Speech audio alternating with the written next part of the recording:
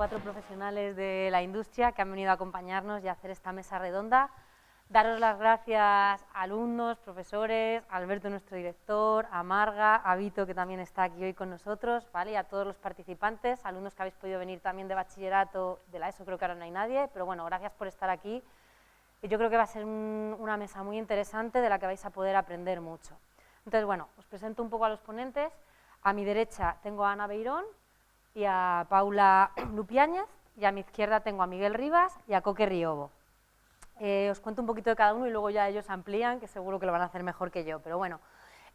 Paula, bueno, es licenciada en Bellas Artes, estudió en la Universidad Complutense, es una creadora multidisciplinar, ¿vale? Ha tocado todos los palos, ilustración, talleres de grabado, he visto que también escultura, fotografía, animación, ha trabajado también incluso en cortometrajes en el departamento de sonido, composición de música.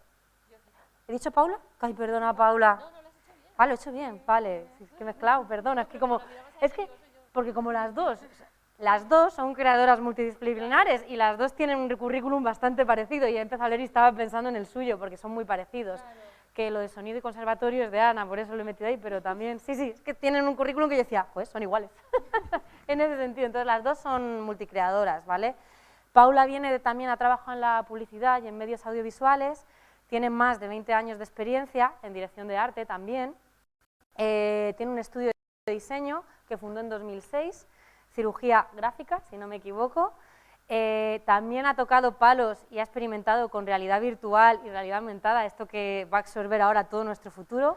Ha diseñado una app que está en el Museo Arqueológico Nacional también, que se llama Vive el Pasado.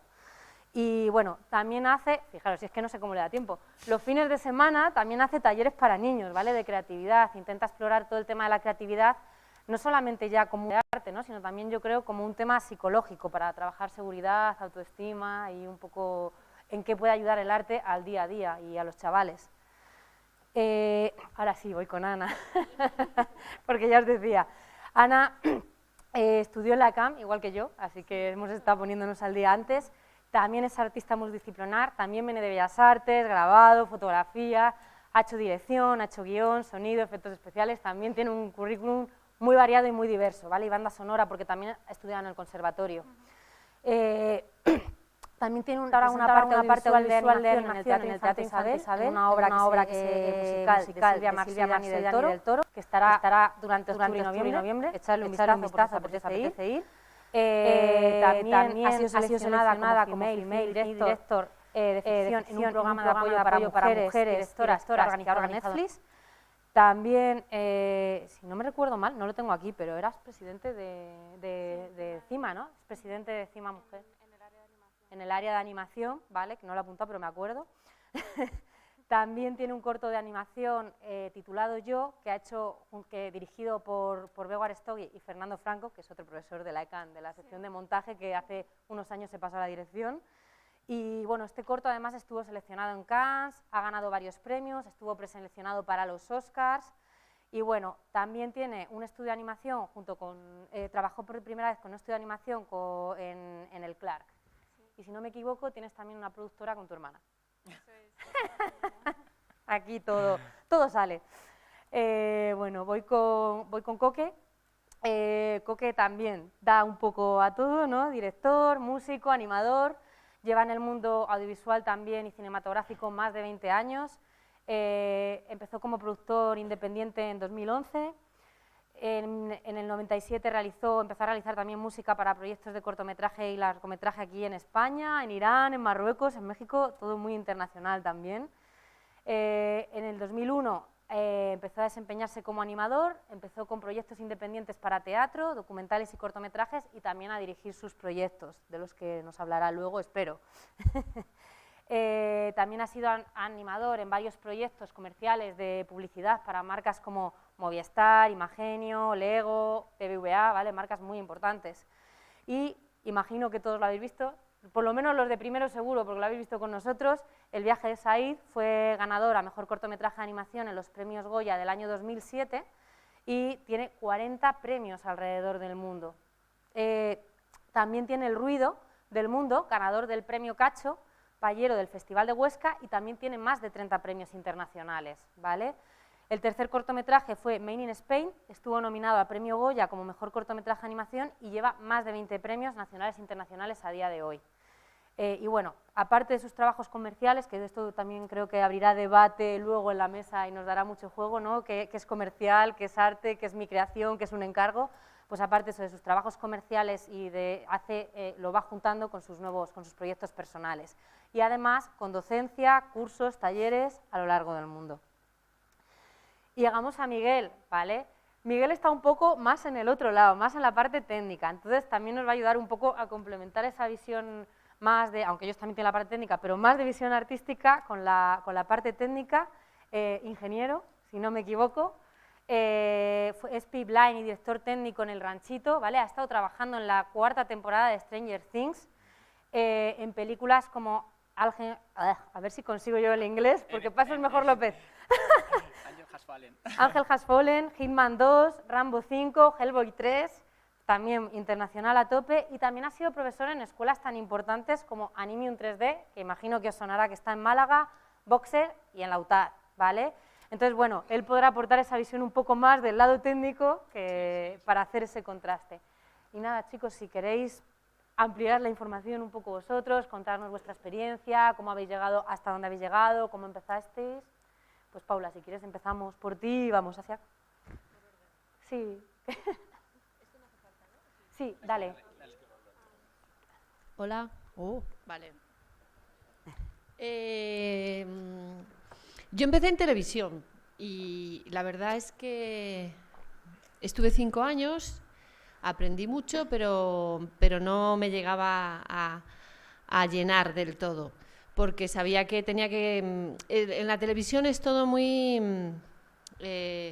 pues tienes que seguir unas pautas, está muy bien, libros de estilo, saber una serie de cosas y técnicamente bien, pero artísticamente a veces pues está más limitado, ¿no?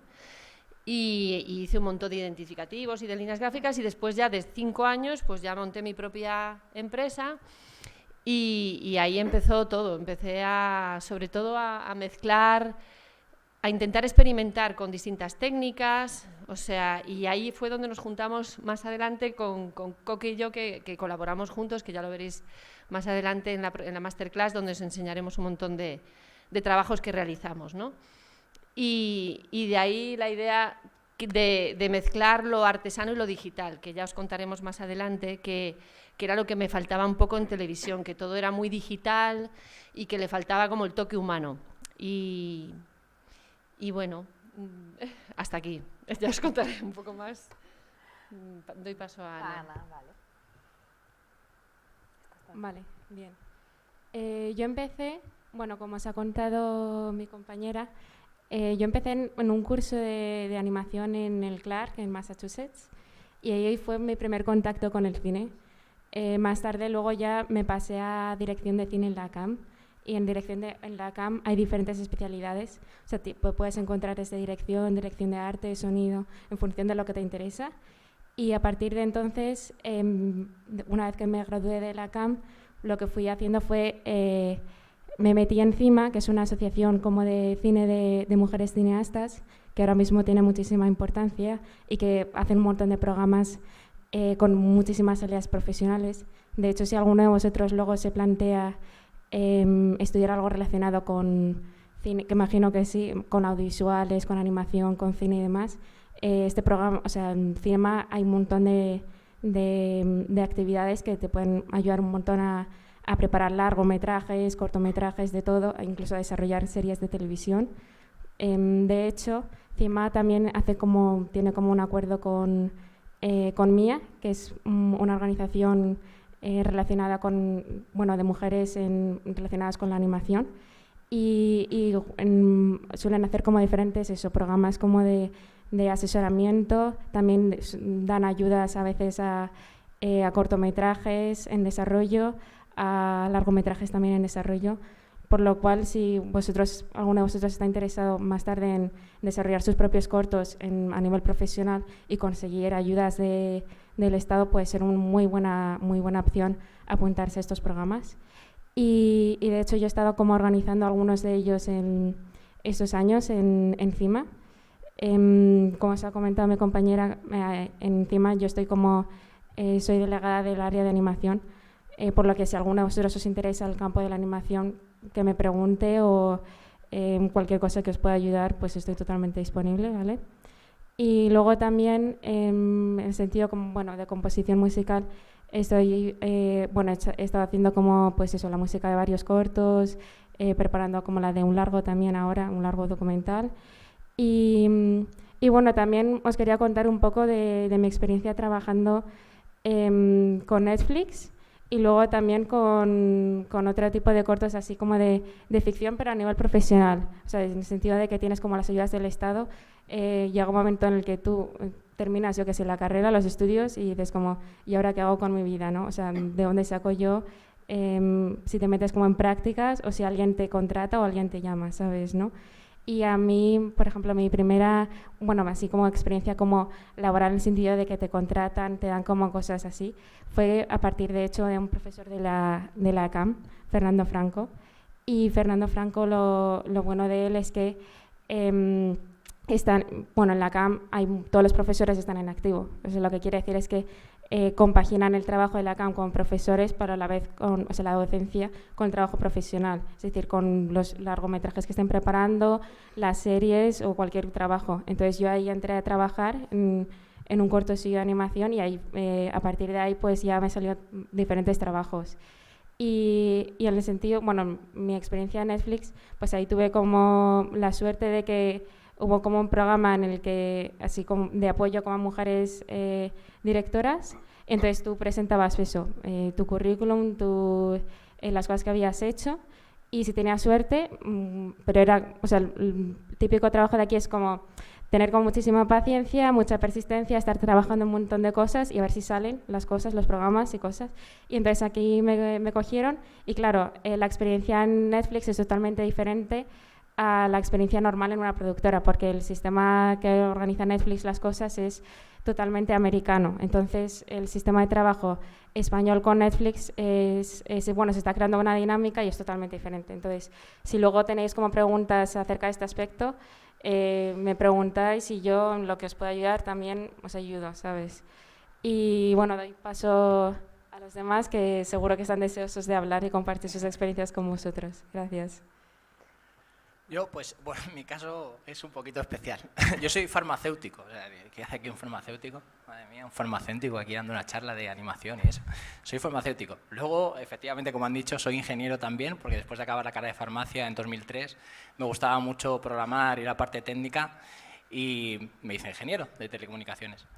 Y bueno, el caso es que un día viendo una película en casa, con 30 años ya, tengo 42, vi, joder, ¿cómo se harán los efectos especiales esto? ¿Cómo me encantaría a mí hacer una explosión viendo, no me acuerdo si era Objetivo La Casa Blanca, que yo luego trabajé en la tercera parte, que es Angel Has Fallen, que se tradujo como Objetivo Washington, si la habéis visto alguna, de Gerald Butler y Morgan Freeman, y casualmente con la primera parte yo dije, joder, cómo molan las explosiones, cómo molaría hacer esto. El caso es que desde ese día todavía no había documentación ni nada, estudiando de manera autodidacta, no había formación de ningún tipo.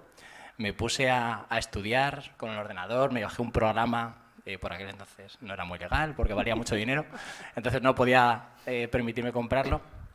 Lo descargué y empecé a trabajar con ello de forma autodidacta hasta que ya pues, fui mejorando y 3 años más tarde, pues con 33, fijaos ya bastante tarde, colgando cosas mías a internet, pues un estudio ahí en ese caso fue Portugal, que estaban trabajando en Hellboy 3 por aquel entonces, quisieron contar con mis servicios. Así que esa fue mi primera experiencia en una película, en una gran película, con mucho presupuesto. Ahí hice efectos especiales como sangre, hice pelo de monstruo, hice todo tipo de cosas que veis que son mentira, que no sabéis que son mentira, porque lo hacemos muy bien. Pero bueno, el caso es que se trata que dé el pego. Y bueno, ese fue el inicio. Luego ya trabajé pues efectivamente en Rambo 5, en Objetivo Washington, que fue la tercera parte, y luego pues ahora, pues más recientemente, Stranger Things 4, he trabajado en juegos como Gotham Knights, que ha salido hace nada, en Ratchet & Clank, que muchos lo conocéis también, he trabajado. Pasé el cine, me hice una oferta en un estudio de Escocia, y me fui a Escocia, he vivido en Portugal, en Japón, en Tokio y en Escocia. Y ahí he trabajado haciendo esos videojuegos AAA. Volví ahora a las series para tocar ya todos los palos. Y bueno, ya en Transito hemos trabajado en Mandalorian, en Stranger Things 4, en Jurassic World como película también. Y en Juego de Tronos, temporadas 5, 6, 7 y 8, también hemos estado ahí. De hecho, nos han dado varios premios por Juego de Tronos. Y ahora por una serie de Apple TV que se llama Sí, también de Jason Momoa. Y ahora estamos con una película que se llama The Plane, que es de Gerard Butler, y una de Julia Roberts, que es Let the World Behind. O sea que a tope. No paro. Y también lo complemento con formación. Doy clases en la UTAD, en la universidad, en ingeniería y en el máster de realidad virtual también, que veo que ya estamos algunos pasándonos a esa rama. Entonces, bueno, doy clases ahí también en la universidad y imparto algún máster también por ahí en Voxel School, como ha dicho, y en Animum sigo también. Todos los fregados que me llaman, pues ahí voy. Y esa es un poquito la historia de mi vida un poco rara. Madre mía, pues asusta. Yo también, como Miguel, empecé bastante tarde, con 30 años, a interesarme por el mundo de la animación. Lo que pasa es que no me ha dado tiempo a hacer tanto como soy un poco más perezoso. Yo sobre todo me he centrado mucho en la animación independiente, en tratar de sacar mis proyectos adelante, normalmente políticamente incorrectos, bastante cañeros, y luego sí que es verdad que lo he intentado compaginar con trabajos para publicidad, que es lo que da el dinerito, para luego podértelo gastar en hacer tonterías con los muñequitos de otra manera, y sobre todo dando cursos de animación, intentando formar y transmitir la pasión que tengo por la animación, pues transmitirla a gente como vosotros, gente joven que quiere aprender en este maravilloso mundo. Y sobre todo he trabajado mucho con la Agencia de Cooperación Española en cursos en el extranjero. He viajado bastante por África, he estado en Senegal, en Etiopía, en Egipto, acabo de volver ahora de Mozambique.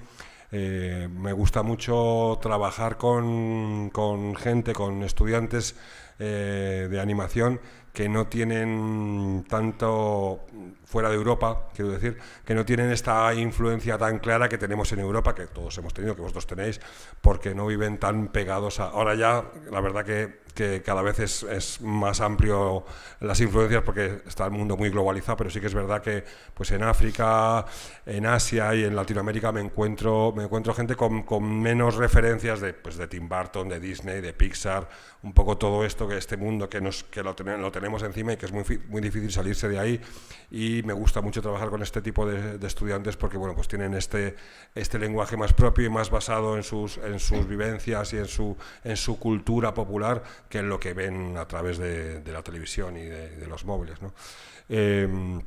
Como os decía, yo soy de formación autodidacta. Yo lo que estudié fue música. Hasta los 30 años estuve trabajando de músico, y también tengo experiencia como técnico teatral. Estuve 4 años trabajando de técnico de teatro, de regidor y diseñador de decorados y constructor de decorados.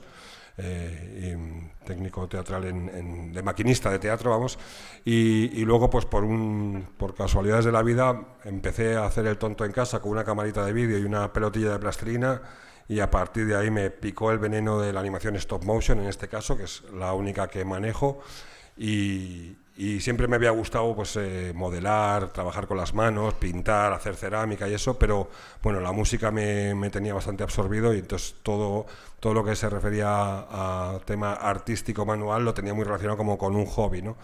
Y de repente pues bueno, hice un primer cortito muy gamberro y muy desastroso, muy de principiante, pero bueno, pues resultaba que empezó a ganar premios y bueno, pues gané más pasta con los premios de este corto que como músico en un año, por ejemplo, y dije, coño, pues igual con la animación me va mejor que con la música, que paso bastante hambre, ¿no?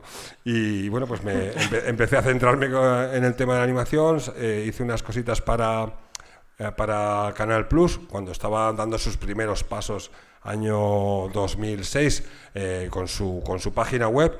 Hice unas piecitas para Canal Plus, hice un videoclip para un grupo que se llama El Combolinga, y a raíz de eso ya me sentí con la confianza suficiente para emprender mi primer proyecto, que era el viaje de Said, de un sueño que tuve, y para hablar del problema de la migración. y porque tenía muchos amigos marroquíes que tenían que venir en patera y bueno, lo había vivido bastante de cerca porque viajaba mucho a Marruecos, me gustaba mucho el mundo marroquí y bueno, tenía amigos que lo habían pasado muy mal viniendo desde allí para acá y decidí que tenía que hablar de esto y gracias a hacer ese corto, bueno, pues gané un Goya y eso ya como me situó un poco ya me convenció absolutamente de que me tenía que dedicar a la animación. También fue una presión fuerte, ¿no? El como con tu primer trabajo, sin tener ni puñetera idea de animación, ganar un Goya, presupone que eres un gran animador y yo no tenía ni idea, ¿no? Entonces todo el mundo, ¿y ahora qué vas a hacer? Y el gran animador Coque Riobo, digo, si no tengo ni puñetera idea, ha sido esto una triple carambola. Y lo que pasa es que bueno, fue un cortometraje en el que pusimos mucha pasión, tuve la inteligencia, por una vez en mi vida, de juntarme con gente que era muy talentosa y entre todos construimos este relato del niño marroquí que cruza el estrecho, que bueno, pues que funcionó muy bien, que ganó el Goya y sobre todo, aparte del Goya, lo que más orgullo me crea es ver que es un cortometraje que se sigue viendo y que se utiliza como material didáctico en todo tipo de escuelas, institutos, Cruz Roja, ACNUR, ayuda al refugiado, para hablar de este tema, ¿no? Un poco como material didáctico, que creo que es lo más bonito que le ha pasado y que me ha pasado a mí, ¿no? Y luego, pues nada, he seguido intentando compaginar, como os decía antes, los cursos, la publicidad, la animación para publicidad, para sacar algo de dinerillo, para poder luego también, cada 3-4 años, pues intentar hacer un cortometraje de algo que me guste a mí, de los temas que me gustan, pues que es dar por saco, ¿no? Meter el dedito en la llaga y hablar de temas políticos y sociales un poquillo a través de la animación, que es una técnica muy potente para hablar de ciertos temas peliagudos y escabrosos de una manera más suavizada y conseguir que el mensaje llegue sin que la gente de entrada se ponga a la defensiva, ¿no? Porque cuando tú ves un muñequito cantando y bailando y dices, ay, qué bonito es, pero ese muñequito en cuanto te despistes, te va a meter el hachazo, ¿no? y te va a meter el mensaje que ya sea social, ya sea político, que no te esperabas, ¿no? Por eso me gusta mucho utilizar la animación como herramienta de narrativa y como herramienta de poder hablar de estos temas tan peliagudos y que a veces pues estamos muy cansados, ¿no? De ver noticias y de ver de que todo va mal, que hay guerra, que hay crisis, y cuando lo tratas a través de la animación es la herramienta secreta, que le llamo yo, ¿no? El arma secreta para llegar al fondo de la cuestión, ¿no? y a la mente y al corazón de la gente, ¿no? Y eso, y poco más. Joder, también. Para despertar conciencias. Bueno, como habéis visto, han salido aquí de la nada, pero tienen una carrera muy importante detrás y un esfuerzo, ¿vale? Yo quería abrir debate con lo que he dicho al principio, arte versus técnica, técnica versus rebate. A veces es una ayuda y a veces es un problema. Yo siempre les digo a los alumnos, un pintor coge un lienzo y se va a pintar, pero nosotros, si vamos a hacer una película, requerimos de más personas, de un trabajo colaborativo y de mucha gente detrás, y de una técnica y de unos materiales. Entonces, bueno, quería un poco abrir debate con ello. Quien quiera. Bueno, en el stop motion, o sea, en animación en general, las películas se hacen con grandes equipos, incluso para cortometrajes necesitas un equipo. Yo con el viaje de Said tuve un equipo de 60-70 personas, ¿no? Trabajando conmigo durante 2 años, ¿no? Entonces es muy necesario el saber trabajar en equipo. Veníamos hablando en el coche, ¿no? Esta cosa de siempre la lucha de egos, ¿no? Cuando juntas un equipo de gente que son todos muy buenos artistas y el conseguir que, bueno, pues que entre todos un poco remando en la misma dirección, sacar un producto potente, sacar una pieza de arte o un anuncio o una serie o una peli, y que todos remen en la misma dirección, ¿no? Y ahí está, pues, sobre todo el papel del director, que es un poco el papel de cohesión que supone alguien que tenga la inteligencia de saber obtener de sus equipos las mejores ideas sin menospreciar a nadie, bueno, intentando un poco mediar y conseguir sacar el máximo partido al equipo que tiene, ¿no? No soy yo el más indicado porque yo siempre trabajo bastante con una escala muy reducida. Igual Miguel puede hablar más sobre esto, ¿no? Bueno, sí, equipos grandes. Imaginaros, nosotros en Stranger Things, por ejemplo, en la última temporada habremos trabajado a nivel mundial no sé, 20 estudios, habrá habido 3.000 personas o 4.000 trabajando en ello. Nosotros en el ranchito somos 250 ahora mismo. Bueno, ya no, porque ahora somos americanos, nos ha comprado una empresa americana que se llama Fuse. Son 3.000 empleados a lo largo del mundo, en Nueva York, en la India, tiene estudios, en Canadá.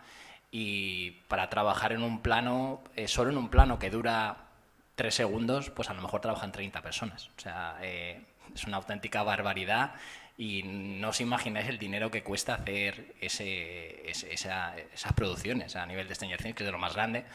Van aumentando su presupuesto según va triunfando la serie, porque pasó con Juego de Tronos igual. En Juego de Tronos al principio no había mucho gasto en efectos, va eso como un tiro y empieza a evolucionar y hay una inversión brutal. HBO es súper exigente con esas cosas además, todo tiene que estar perfecto. De hecho, los fuegos te hacen hacerlos en 3D y luego en la película, o sea, en la serie la utilizan de verdad, o sea, es fuego real, pero te quieren saber que está ahí por si acaso tienen que usarlo. Entonces, imaginaos la cantidad de gente que trabajamos en series y películas de ese nivel, es impresionante, o sea, a lo largo del mundo. Además, no trabajo en estudio, normalmente a lo mejor dices, Stranger Things es de Netflix, sí, pero Netflix contrata, ya os digo, pueden trabajar 20 estudios perfectamente, o sea que... Entonces tiene un equipo de gente, un humano, además de todas, interdisciplinar, gente, yo hago efectos visuales, yo hago normalmente pues eso, explosiones, fuego, humo, sangre, otro que hace las animaciones, otro que hace los modelos, otro que hace, o sea, para la gente que estudia, por ejemplo, ahora en vuestro caso, lo bueno es que no te aburre, o sea, que tenéis cosas para elegir las que queráis, o sea, es increíble. A mí me gusta pintar, pues puede ser texturizador. ¿Que te gusta modelar? Puede ser modelador. ¿Que te gustan los efectos como a mí? Artista de efectos visuales. O sea, la verdad es que es una cantidad de gente y tanta disciplina que nunca os vais a aburrir, desde luego, en estos estudios que habéis elegido. O sea, que los equipos son muy grandes y muy interdisciplinares. Y como dice Coque también, los egos también entran en juego y hay que intentar ser lo mejor compañero posible porque nunca sabes quién en otra ocasión te va a proporcionar otro empleo o entonces siempre hay que intentar ser lo más generoso sí, es la palabra con los compañeros, porque es verdad que a veces que los egos, yo he trabajado en Vengadores y bueno, los egos hay veces que es verdad que hay egos muy grandes, pero bueno, entonces sí es verdad que hay equipos grandísimos y muy interdisciplinares y hay que ser muy generoso. A ver, yo por ejemplo, pues estoy un poco bastante de acuerdo con lo que dicen ellos. En mi experiencia en Netflix es que es equipo súper grande y luego que el tema, por ejemplo, de efectos, pues bueno, están los efectos especiales, ¿no? Que son como, hay que diferenciar entre efectos visuales y efectos especiales porque efectos especiales también son los que están en rodaje, ¿no? Entonces lo que hablaba Miguel antes era como, vale, yo puedo hacer fuego digitalmente, pero es que luego rodaban fuego de verdad, ¿sabes? Y en mi experiencia, pues eso, de repente teníamos como un equipo a lo mejor de efectos especiales que estaban especializados solo en de rodaje y que a lo mejor ese equipo, pues el contacto que tenía con efectos visuales era a través de una tercera persona que se pasaba por rodaje y luego se iba al departamento de efectos visuales y a partir de ahí se ponían en contacto, pero a lo mejor presencialmente no se conocía ninguno de ellos. O sea que los equipos son tan grandes que muchas veces como figuras intermediarias que se ponen en contacto o que sirven como para hacer puentes entre diversas funciones. Y la verdad es que, por ejemplo, en mi caso, yo estaba como en el departamento de dirección y claro, pasaba por diferentes fases y a lo mejor conocía, vale, a la gente de postproducción más o menos les conocía, pero porque estábamos en contacto también con rodaje. Pero luego hay departamentos como de producción que de diferentes áreas, pues a lo mejor no tenían idea de quién era tal persona, porque es el equipo tan grande y hay tantas empresas y productoras vinculadas también a Netflix que es imposible de conocer a todo el mundo. Y lo que dicen que también es muy importante es el tema de la lucha de egos, que por favor, o sea, yo os pido que eso lo tengáis muy en cuenta porque es que luego al final es una locura y siempre hay que tratar muy bien a la otra persona con el máximo respeto porque es que eso es esencial en la comunicación del equipo. Y sí, o sea, estoy bastante de acuerdo con ellos dentro de lo que cabe. Yo no voy a hablar de equipos porque he trabajado, ya han hablado ellos todos. Y he trabajado también con Netflix, son muy exigentes y son equipos gigantescos y esto. Pero creo que lo que hay que conseguir es una buena comunicación entre los equipos y sobre todo que haya confianza, porque eso es lo que al final te da la tranquilidad de que a veces es muy difícil en publicidad, ¿no? El conseguir que un cliente confíe y se deje llevar en cosas que no sabe ver, porque tú lo tienes muy claro, pero el otro todavía no se ha puesto en el lugar de lo que tú te has imaginado y que vas a aterrizar y va a funcionar muy bien. Entonces la confianza es fundamental, es ganarse, es poco a poco el que vaya viendo que sí que escuchas, que entiendes que todo lo que quiere transmitir, pero que tú entiendes cómo es la mejor forma de poder traducir eso. Y a esto voy con la pregunta cuando hablabas de si artístico o técnico, ¿no? O sea, yo creo que tienes que estar todo el rato sopesando en función del proyecto que te llega qué es lo idóneo y con qué se puede contar de la mejor manera. O sea, cuando veáis nuestros trabajos, hemos trabajado con luz, con plastilina, con recortables, con objetos reales, porque cada uno nos pedía una cosa concreta. Hay gente que se especializa muchísimo y que de repente hacen pues muñecos tipo plastilina y van y se focalizan y está fenomenal, porque acaban siendo los reyes de eso, ¿no? Pero a mí justo me tiraba más el experimentar constantemente con distintas técnicas.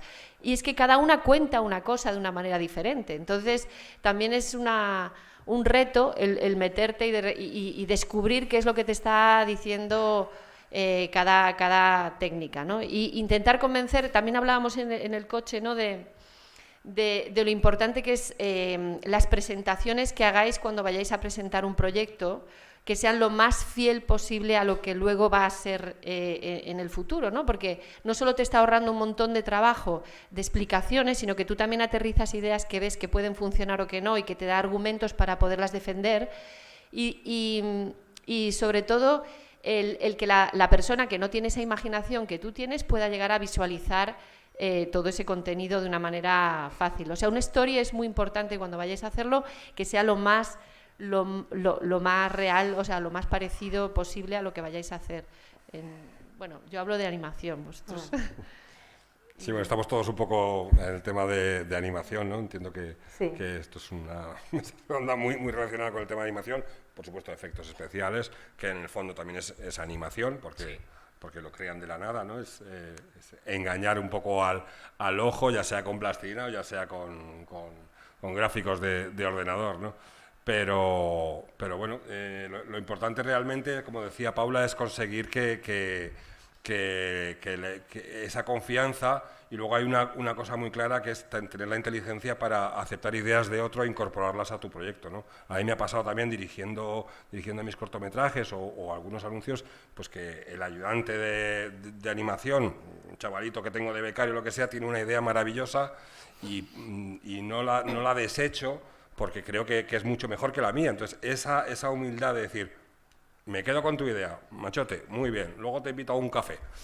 O sea, ¿por qué? Porque tú realmente te vas a incorporar esa idea a tu proyecto, y al final la medalla te la cuelgas tú. O sea que no es una cuestión tampoco de decir, es que como yo soy el director, nadie puede tener una idea mejor que la mía. No, es que te están ofreciendo ideas que claramente son mejor que las tuyas y que tú las vas a incorporar, y al final se van a quedar como si fuesen ideas tuyas, ¿no? Porque al final va a poner tu nombre ahí, director, no sé qué, no sé cuántos. Entonces, realmente es una cuestión de humildad, de eficacia a la hora de trabajar, y de esta cosa que hemos hecho mucho hincapié, que empieza un poco a crecer cuando uno se va desarrollando y se compara con otras personas, de esta cosa del ego artístico, que bueno, pues a ratos hace falta un poco para que a uno le dé energía para seguir diciendo, bueno, valgo para esto, qué bien lo hace, chaval, no sé qué, pues esas palmaditas que te dan en la espalda te hacen un poco crecer. Pero eso no tiene que impedir y nublar tu visión como artista, como creador, y sobre todo como creador dentro de un grupo de personas. Estamos hablando de que en la técnica de animación casi todas, salvo los super locos que se encierran y lo hacen todo ellos solitos, dependes de un montón de gente y de cómo te lleves con esa gente, de que tu trabajo brille o no brille, ¿no? Entonces eso es súper importante, el trabajo en equipo y el saber un poco ser generoso con... Y por eso hay que comunicar bien, porque cuando hay mucha gente en un equipo, y sobre todo en los equipos grandes y que empiezan todos a la vez, el que todo el mundo se explique bien y sepa qué quiere contar y en su terreno qué es lo que va a aportar, bueno, quita un montón de problemas y de horas de trabajo absurdos. O sea, nosotros hemos trabajado en bueno, en Sánchez y Carbonell, que fueron programas de la tele y tal, donde de repente todo el mundo, hasta los decorados, estaba allí presente, que está muy bien porque sabes lo que está haciendo el de al lado, porque cuando luego hay equipos tan gigantes donde te llegan las cosas pero no sabes lo que está haciendo el de al lado, muchas veces se cometen errores porque no estás dándote cuenta de que el otro está utilizando cosas que estás haciendo lo contrario, ¿no? Bueno, Sí, equipos pequeños más navegar en la fácil. misma dirección todo el mundo. Eso es ¿no? fácil, pero sí, porque al final todo el mundo habla.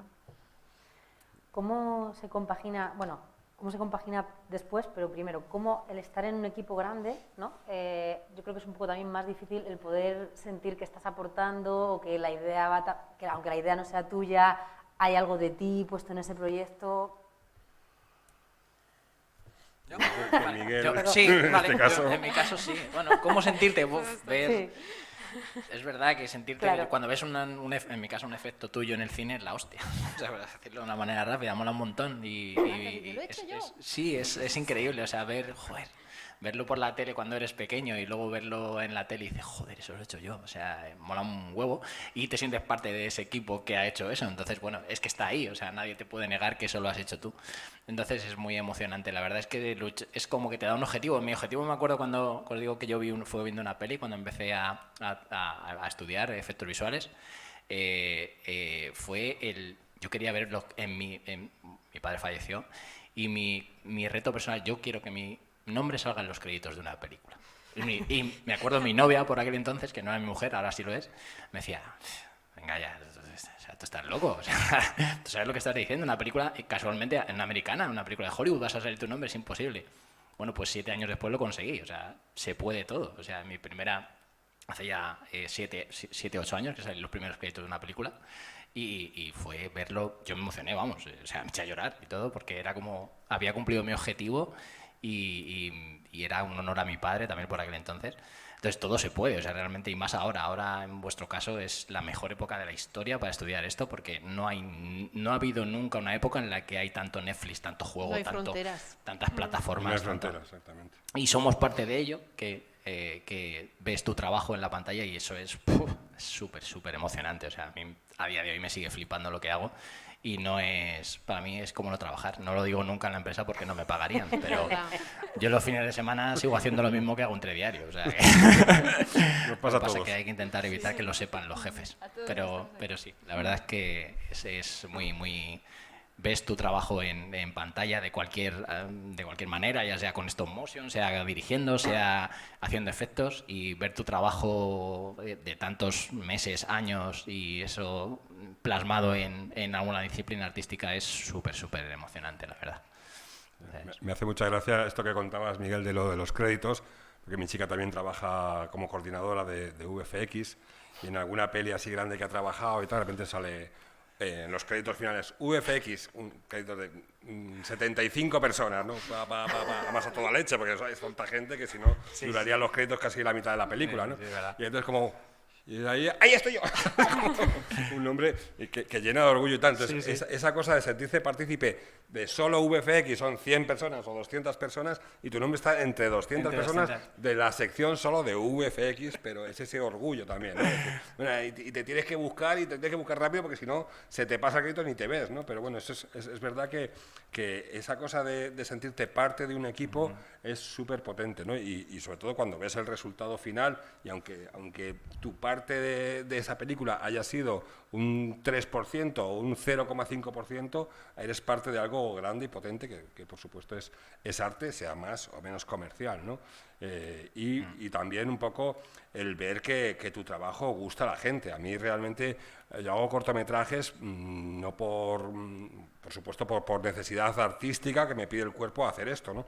Pero lo que más me llena de todo es estar en un festival, en una sala de cine y ver a la gente descojonándose con mis pelis, ¿no? Entonces, eso me alimenta tanto en este caso, el ego artístico, el ego del bueno, ¿no? Esto es como el colesterol, que hay del bueno y del malo, ¿no? El ego bueno, que es lo que me da energía para luego volverme a meter otros 4 años encerrado en casa, gastarme mis ahorros en hacer una peliculita que no sé si a la gente le va a gustar o no, y estás 4 años dudando de si la idea que has elegido es buena, si merece la pena, si no merece la pena, y todo eso es el culmen de todo eso es cuando estrenas en una sala o vas al cine y ves que la gente disfruta con lo que has hecho, ¿no?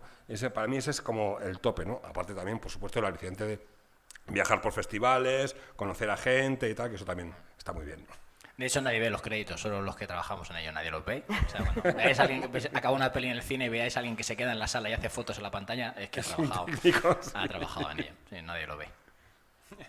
Vale, yo quería, añadir bueno, también lo que me pasaba es que era de pequeña igual, el mítico sueño de, es que quiero ver mi nombre en créditos cuando terminas de ver una peli, ojalá conseguir eso, ¿no? Y es muy satisfactorio, de hecho, o sea, la sensación es como, y luego de repente tu familia dice, anda, que he visto tu nombre en créditos, tal, no sé qué, y yo, qué guay, ¿sabes? ¿No? De repente, yo qué sé, que alguien ve la serie y te reconoce y te empieza a escribir, ¿sabes? ¿No? Entonces está muy guay. Y luego también la satisfacción de repente estás viendo como, pues eso, una peli, un corto, una serie o lo que sea, y de repente dices, este plano lo hicimos de este modo, aquí pusimos este fondo, esa textura es mía, o sea, que te sientes como una pieza pequeña como del equipo, pero también te sientes como muy bien dentro de ese equipo. Y en función, claro, del equipo que tengas, si es un equipo grande o pequeño, pues esa labor, pues te sientes muy identificado, o sea, te da igual realmente, o sea, te da igual en lo que has estado trabajando, porque lo que importa al final es como sentirte parte de esa familia, o sea, para mí es como el equipo, por lo menos en animación, cine, televisión, al final acaba siendo como una familia porque te toca convivir con ellos día a día y claro, una vez que ves el resultado final, a lo mejor tú has visto una fase y no has llegado a ver como la siguiente fase, yo qué sé, has estado como en montaje pero no has visto la fase de color o no has visto el resultado final. Entonces una vez que lo ves en pantalla, en la primera proyección que se hace de equipo o en un pase oficial o lo que sea, es muy satisfactorio ver el resultado final y decir como, madre mía, hemos estado aquí durante todos estos meses trabajando y ha merecido la pena. Entonces eso está muy guay. En Publi no se firma, porque están hablando todo el rato del nombre y tal, y claro, en vuestro sector... Perdón, y a veces es mejor ni firmar, porque a veces hay que hacer cosas un poco vergonzosas en publicidad y dices, mejor que no se sepa que lo he hecho yo, ¿no? Sí, pero vamos, que somos anónimos los que hacemos publicidad. Siempre, yo tengo un montón de cosas por ahí que no se sabe la autoría, ¿no? El autobús rojo este de Madrid es mío, el de turistas, y también no está ni la firma, ni en nada, en ningún sitio de las cosas que haces de diseño o en televisión, a veces sales de milagro porque siempre cortan antes de que salgan los créditos, pero bueno. Claro, sí, es un poco como el orgullo escondido, ¿no? Sí. Decía Paula, pues yo cada vez que veo el autobús este turístico que sale una imagen que creo ella de Neptuno, de las Cibeles y tal, no sé qué, me acuerdo de Paula y digo, mira, qué bonito, mi compi, qué bonito lo hace, ¿no? Pero es un orgullo que solo sientes tú y que de alguna manera te llegará la vibra de la gente que dice, qué bonito diseño, ¿no?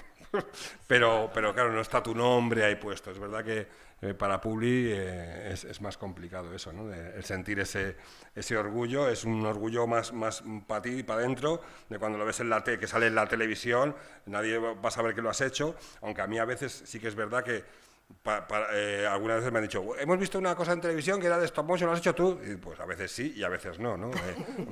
¿Seguro que lo has hecho tú? Digo, pues no. Estaba muy bien hecho, sí. ¿Es tuyo? No, no es mío. Ya me gustaría, pero no es mío, ¿no? Y otras veces, como decía antes, anuncios que nos ha tocado hacer horripilantes que te preguntan, ¿eso lo has hecho tú? Y dices, sí, con la boca pequeña. ¿No? Porque no es que tu trabajo haya sido malo, sino que la idea del principio era mala, que el creativo era bastante pesado y bueno, pues que a veces es una lucha también ahí de intentar darle calidad a los anuncios cuando no hay manera de que haya, ¿no? Y ahora muchas veces también el tema de la publi, ahora mismo, no sé si me estoy desviando un poco del tema, pero se han bajado muchísimo los presupuestos, ¿vale? Pasa también hay muchas series, hay mucho audiovisual, pero ahora como todo es para internet, antes era para televisión y había grandes presupuestos. Yo he hecho anuncios para Movistar hace 15 años y tenían un presupuesto de 800.000 euros para hacer un anuncio de 20 segundos, ¿no? Entonces era como 4 días de rodaje, un mega plató, un equipo de 100 personas. Yo cobraba 1000 y pico al día como animador, ¿no? Entonces dices, madre mía, y ahora eso, vamos, no se ve ni de lejos, ni de lejos. Nosotros ahora mismo hemos tenido que bajar precios casi a la mitad de lo que se cobraba hace 8 o 10 años, porque no hay presupuestos, ya todo tiene que ser inmediato, tiene que ser rápido. Entonces, en nuestro caso, el stop motion, que requiere de un tiempo, ahora la semana que viene vamos a hacer un anuncio y les hemos dicho que tenemos que animar mariscos, bogavantes y estas cosas. Me va a oler el estudio y las manitas durante una semana marisco que no veas, pero... ¿Y qué pasa? Pues nos han rebajado el presupuesto muchísimo y es la única manera de trabajar. Tienes que bajar, intentar economizar en esfuerzos lo mejor posible, porque bueno, pues aunque sea una campaña para una gran empresa, todo se ha reducido muchísimo, ¿no? Y también al reducirse muchísimo baja mucho la calidad y muchas veces al cliente le da un poco igual que esté bien hecho que esté mal hecho, ¿no? Entonces como que salga y ya está, ¿no? Entonces esa lucha también de tu arte que pones ahí, aunque sea para publicidad, intentar que quede lo mejor posible, que a ti no te dé igual, esto, como es para me pagan duro lo hago mal, no, aún así lo hacemos bien, echamos horas de más, mucho más de lo que nos pagan normalmente, para que la cosa salga bien, porque nos gusta lo que hacemos, ya sea para publicidad, ya sea para televisión, cine, ya sea para Netflix o ya sea para una cosa independiente y muy underground, ¿no? Entonces, la pasión en lo que hacemos como decía Miguel, acabamos el viernes y el fin de semana que sales a una vuelta, no, sigues ahí picando piedra y haciendo efectos o modelando muñequitos porque nos apasiona, ¿no? Y eso es un poco la maravilla de nuestra profesión y también la trampa, que no descansas nunca, ¿no? Te vas de vacaciones y sigues ahí, Sí. ron. Lo difícil además no es la profesión, de hecho el orgullo de tu trabajo, verlo, es explicarle a tu madre qué es lo que haces. O sea, esa es la parte complicada. Pero tú, llevo 8 años en la industria o 9 haciendo pelis y mi madre, pero tú qué es lo que haces, ¿no? ¿Cómo se lo explico yo a mis amigas? Digo, pues yo eso que ves ahí, esa explosión la he hecho yo, pero eso es de mentira. Entonces, en fin, esa es la parte complicada ya. Por eso solo siento orgullo tú, porque nadie más sabe lo que haces. Es como lo de eres animador, pero como animador sociocultural, ¿no? Animador de... que te dedicas a hacer muñequitos de plastilina. ¿Y cuándo vas a madurar? Es poco ya mayor, ¿no? Ya tienes tus 50 tacos como vas a estar jugando con muñequitos, ¿no? Eso pasa mucho también con las... Mis padres ya más o menos lo entienden después de muchos años, pero con los amigos de los padres y la gente de cierta edad es complicado explicar, ¿no? Han salido varios temas interesantes. Voy a intentar reunirlos en uno para hablar de esto, ¿no? Que es la familia, las horas de más, bueno, un poco, ¿no? el echar horas de más, la pasión. Al final, yo creo que los que acaban dedicándose a este mundo, ya sea al cine, ya sea a la animación, hay que tener mucha pasión, mucho sacrificio, mucho esfuerzo. No vale con hago este trabajito que me han mandado y por las tardes me voy con mis amigos. Quería un poco hablar eso, ¿no? De que muchas veces que comentaréis vosotros esto, yo creo que no es un trabajo, es un estilo de vida, ¿no? Sí, no sé qué pensáis. Es forma de vida, total, es vocacional. Sí. Porque si no, no tendríamos la energía que se necesita para poder tirar de todo lo que sale, ¿no? Te tirarías la toalla y te dedicarías a tu otra profesión. Pero es que es tan gratificante, o sea, yo no concibo otra forma de vida, porque es que va tan con cada uno que de repente es pues la manera de ver las cosas y de querer aportar algo de belleza en el mundo y de disfrute también personal, porque estás todo el rato disfrutando. Yo saco la lengua y me encanta. Entonces, bueno, es una cosa... Y luego combinarlo con la familia, pues... Bueno, yo tengo una hija de 14 y al final todo esto de los talleres con niños también fue para incluirla e incluir a todos sus amigos y a un montón de gente e intentar seguir transmitiendo esa pasión y lo he visto. Empezaron con 5 años y ahora mismo son unos torpedos, o sea, dibujan, que es impresionante, no tienen miedo a nada porque les pongo todo el rato técnicas diferentes, hoy stop motion, mañana cómic, pasado... entonces, ese hábito les hace no tener miedo a nada, a lo que toque, y entonces es una práctica y intentar estar ese tiempo pudiendo transmitir lo que sientes, ¿no? Yo por lo menos lo vivo así. Yo estoy bastante de acuerdo con lo que dice Paula también. Es una forma de vida, definitivamente, también por la forma en la que está planteado. O sea, todo el tema de artes visuales, animación, cine, televisión, al final es como requiere un tipo de...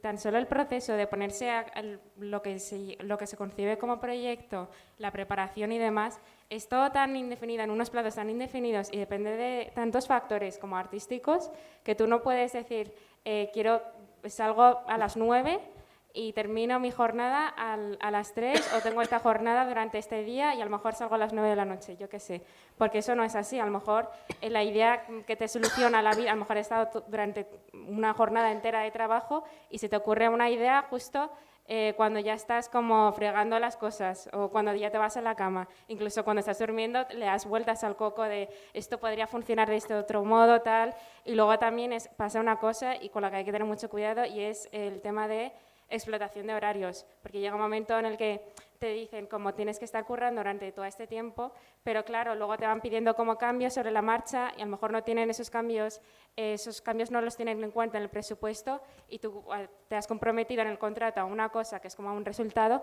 pero luego los cambios sobre esas versiones te pueden estar todo el día mareándote meses y meses para una tontería, ¿sabes? Entonces tú tienes que hablar con la productora con la que estés y decirle, yo trabajo en esas condiciones de trabajo para intentar que sea una cosa más humana, porque llega un momento en el que si no te sobreexplotan y eso suele pasar muchísimo cuando estás empezando, te intentan sobreexplotar un montón, pero porque se aprovechan de eso, porque dicen, esta persona que a lo mejor no ha tenido tanta experiencia como otras, te vamos a meter en ese tipo de trabajo y luego tienes que, o sea, tú en el momento de que firmas el contrato, asegurarte de lo que estás cumpliendo por horas y por precio. Y luego pasa una cosa, que te involucras muchas veces en proyectos que no sabes muy bien cómo van a salir, ¿sabes? O sea, mientras que si te sacas las oposiciones o trabajas, yo qué sé, en una oficina o lo que sea, sabes que al mes vas a ganar todo esto,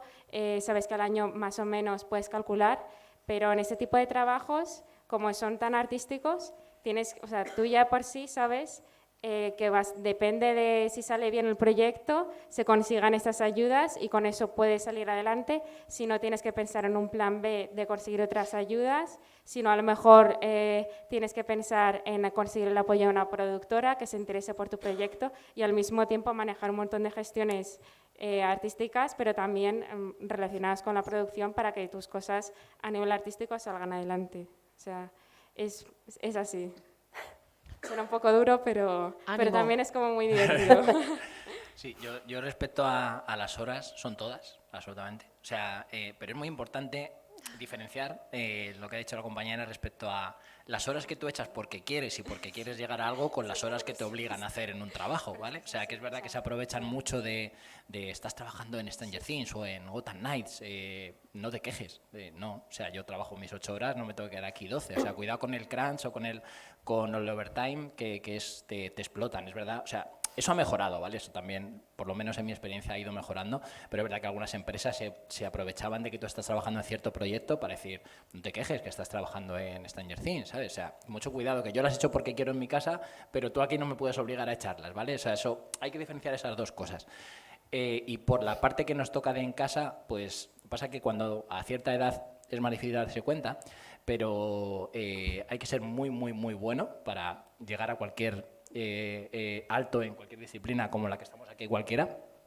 Ha habido que trabajar un huevo, o sea, la suerte no existe, o sea, esto no es suerte, hay que trabajar un huevo y tienes que ser muy, muy, muy bueno.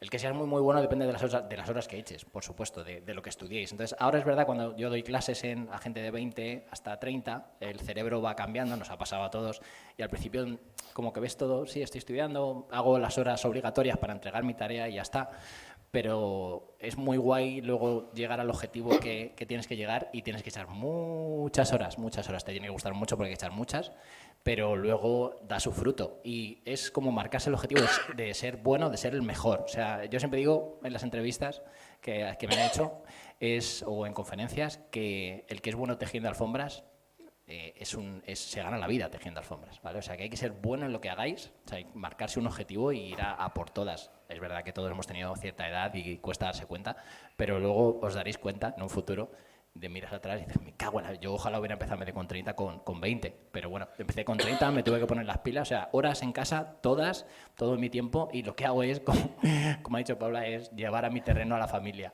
Le dije a mi mujer, ¿no te gusta esto a ti de modelar? Mola un huevo, ¿eh? Mola, te compro una tableta, mola un montón mi ZBrush, puedes hacer personajes de animación, mira... Y se empezó, la enganché. Y entonces, ya, como ella hace lo mismo que yo, pues guay, porque ya no me dice... Deja el ordenador que vamos a ver una serie. Ya está con otra cosa que se tira 1000 horas modelando y así pues me deja en paz y ella sus cosas y yo. Cada uno, eso también os daréis cuenta que luego es cada uno a su aire y 2 teles y todo dividido y así mola un montón. Así que ella se pone con sus cosas, yo con las mías, ella con ZBrush, yo con mis efectos y así. O sea, lo mejor que podéis hacer también como consejo, llevarlos a vuestro terreno y engancharles. Decir, mola un huevo, ponte con ello porque y así te dejen en paz. Eso, así puedes echar más horas. Eso mola mucho también. No tienes un adolescente en casa, ¿no? No tengo un adolescente en casa. Ahí es cuando empieza la diferencia, pero sí que es verdad que mola mucho y vosotros vais a... Para mí todavía es algo que me cuesta asimilar, pero estáis viviendo este boom del trabajo online, de poder trabajar con Hollywood en vuestra casa en Azuqueca o en Alcalá de Henares sin tener que viajar a Los Ángeles para trabajar, ¿no? Y eso es alucinante. Pero también eso es un arma de doble filo porque tiene una esclavitud constante de no desenchufarte nunca, ¿no? Mi chica trabaja con el estudio de Alberto Mielgo, el estudio de Leo Sánchez, que es el que ganó el Goya de animación, el Oscar de animación el año pasado con el Limpiaparabrisas. Y son un equipo ellos construyen personajes, sobre todo. Ahora están haciendo también una cosa para Netflix y otra peli también bastante horrible, eso, rollito navideño y tal.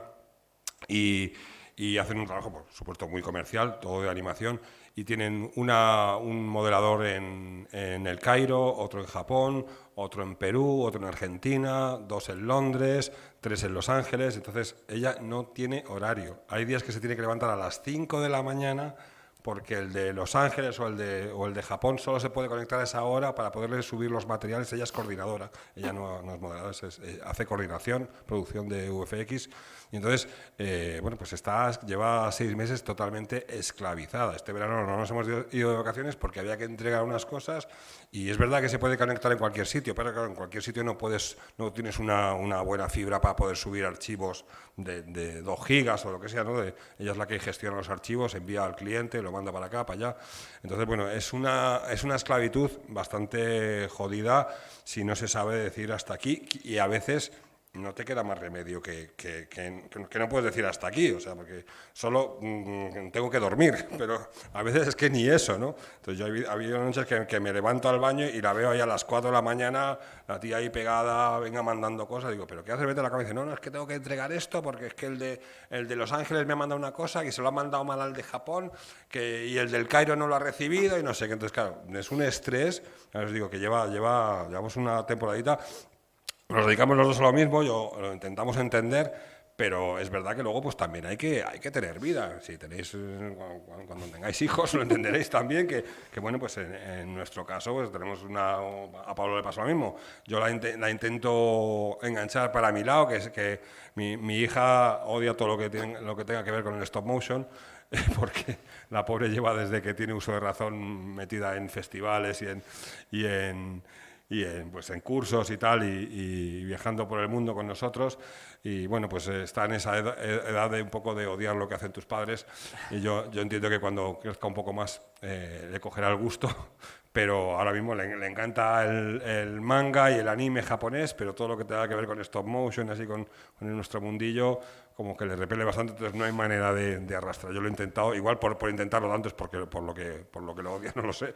Pero es complicado ese compaginar vida familiar y sobre todo vida social. Entonces no os olvidéis que también para ser un buen artista hay que vivir la vida, ¿vale? O sea, porque una rata de ordenador todo el día metido en el ordenador, luego puedes hacer cosas muy chulas con mucha destreza técnica, pero luego no, si queréis ser creadores también e inventar vuestras propias historias y hablar de personajes y tal, tenéis que vivir también un poquito y salir y tomaros una cervecita de vez en cuando, los que seáis mayores de edad, o una Coca-Cola, perdón, Un poco, pero un poquito, pero hay que también hacer vida social, hay que relacionarse, hay que vivir y hay que disfrutar de veranos, de experiencias reales, no todo solo virtuales, para luego tener cosas interesantes que contar, para luego haber vivido en tu propia piel cosas que luego vas a poner en tus personajes y que tengan esa veracidad,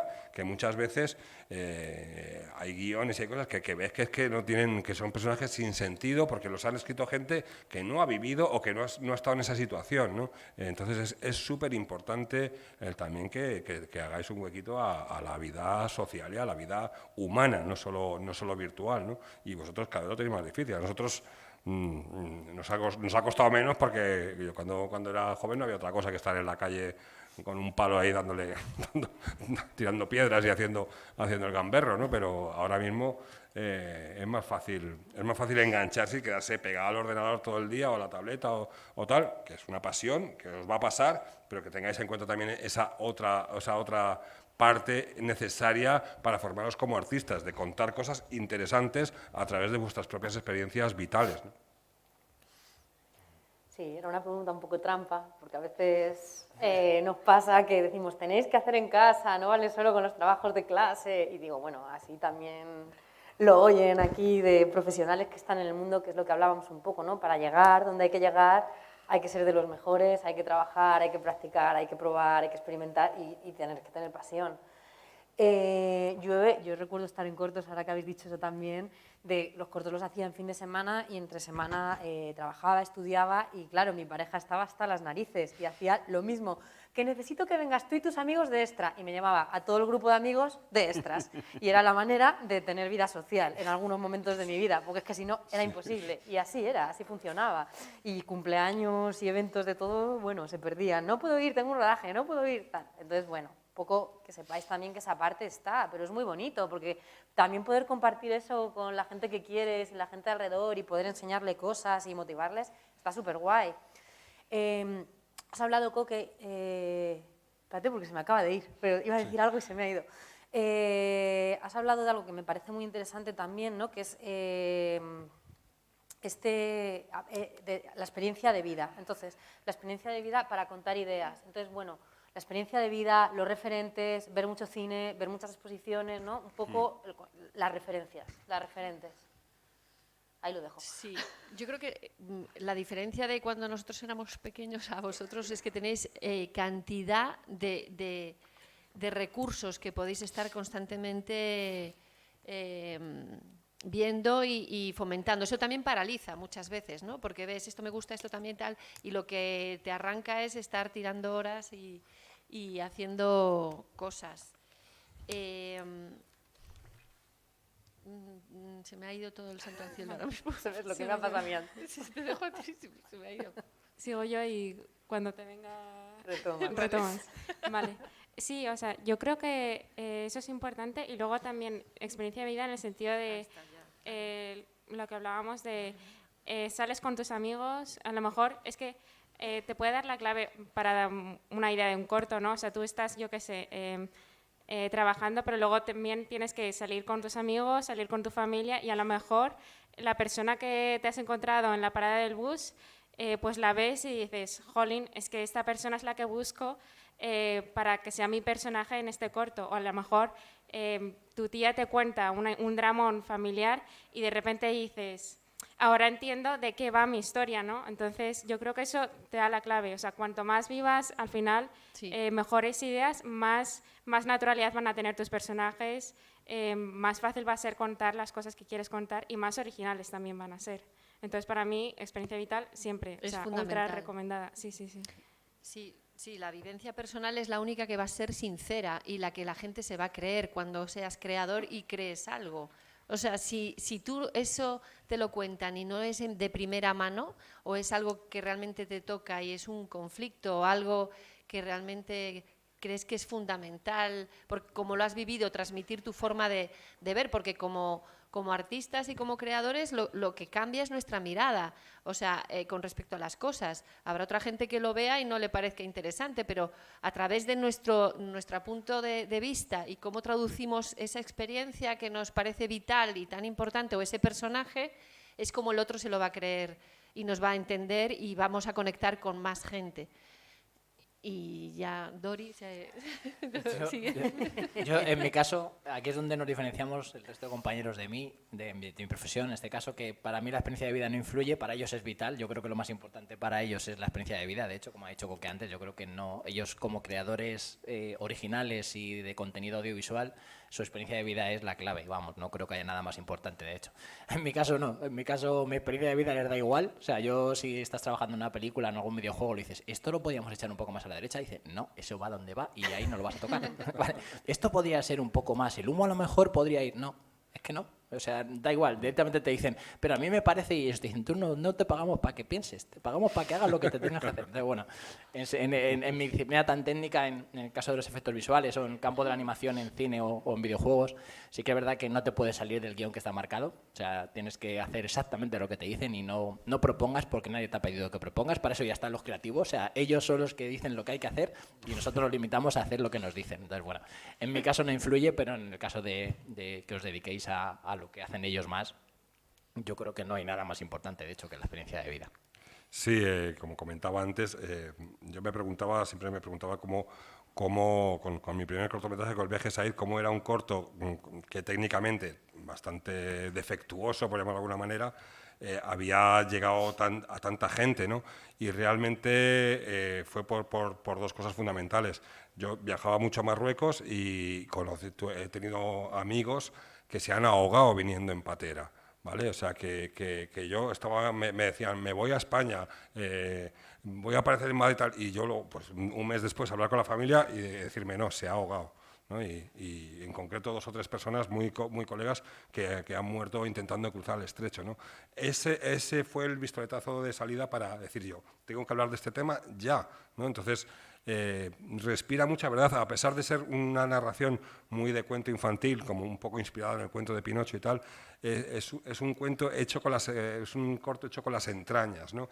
Es sincero, pasión, ¿no? Lo que hablamos de la sincero. Sinceridad, hay que ser sincero y honesto con lo que piensas, con tus valores, que a veces... Y mi falta de experiencia como animador hizo también que pusiese toda mi energía y toda mi pasión en explicarle a la gente que venía a trabajar conmigo por qué quería contar este corto y cómo lo quería contar, ¿no? Entonces, ahí sí que estuve muy acertado a la hora de transmitir esa pasión y esa idea de que había que hablar de este tema y había que hablar en este tono para que la gente no sintiese rechazo nada más. Aunque es un corto sobre migración y tal, hay niños ahogados, tal, pero todo es un cuento infantil, ¿no? Entonces, fue esa experiencia vital de haber viajado a Marruecos, de haber estado conviviendo con mis colegas, gente pobre que vivía en barriadas muy desastrosas, ahí en Larache y tal, gente que estaba a la orden del día pues con el mundo de las pateras y tal, fue lo que me hizo tener esa verdad creativa a la hora de armar este cortometraje, ¿no?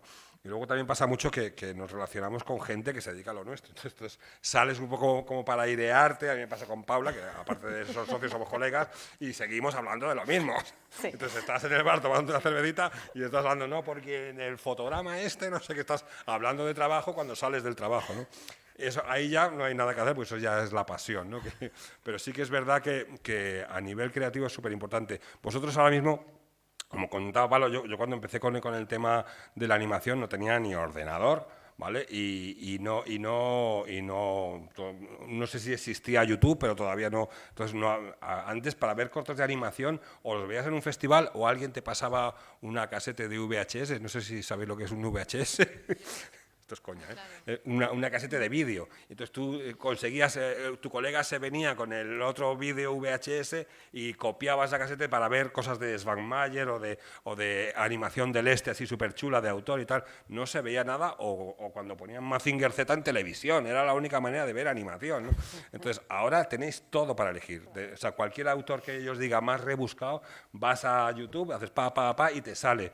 Entonces es alucinante lo que tenéis al alcance de vuestras manos de ver distintos tipos de animación, distintos autores, lo tenéis todo a vuestro alcance. Eso, como decía Pablo antes, puede paralizar a veces, pero nos tiene que, y que ya con esto acabo, nos tiene que impedir encontrar vuestra propia voz, ¿vale? Eso es lo más importante. Si queréis ser creadores, por supuesto, hay gente que es más técnica y que hace unas cosas maravillosas a nivel técnico, como decía Miguel, pero si elegís por la parte creativa y de ser creadores de animación o de contenidos audiovisuales, buscar vuestra propia voz. No tratéis de imitar. Es verdad que uno aprende mucho imitando al principio, pero hay mucho donde elegir y que todo sea, todas las animaciones, todas las películas, todo lo que veáis, pase a través de vuestro filtro y que busquéis una manera propia de hablar, ¿vale? Es muy complicado porque ahora todo el mundo es creador, pero yo os animo a eso, que busquéis vuestra propia voz y vuestro propio lenguaje a pesar de todas las influencias que tenéis al alcance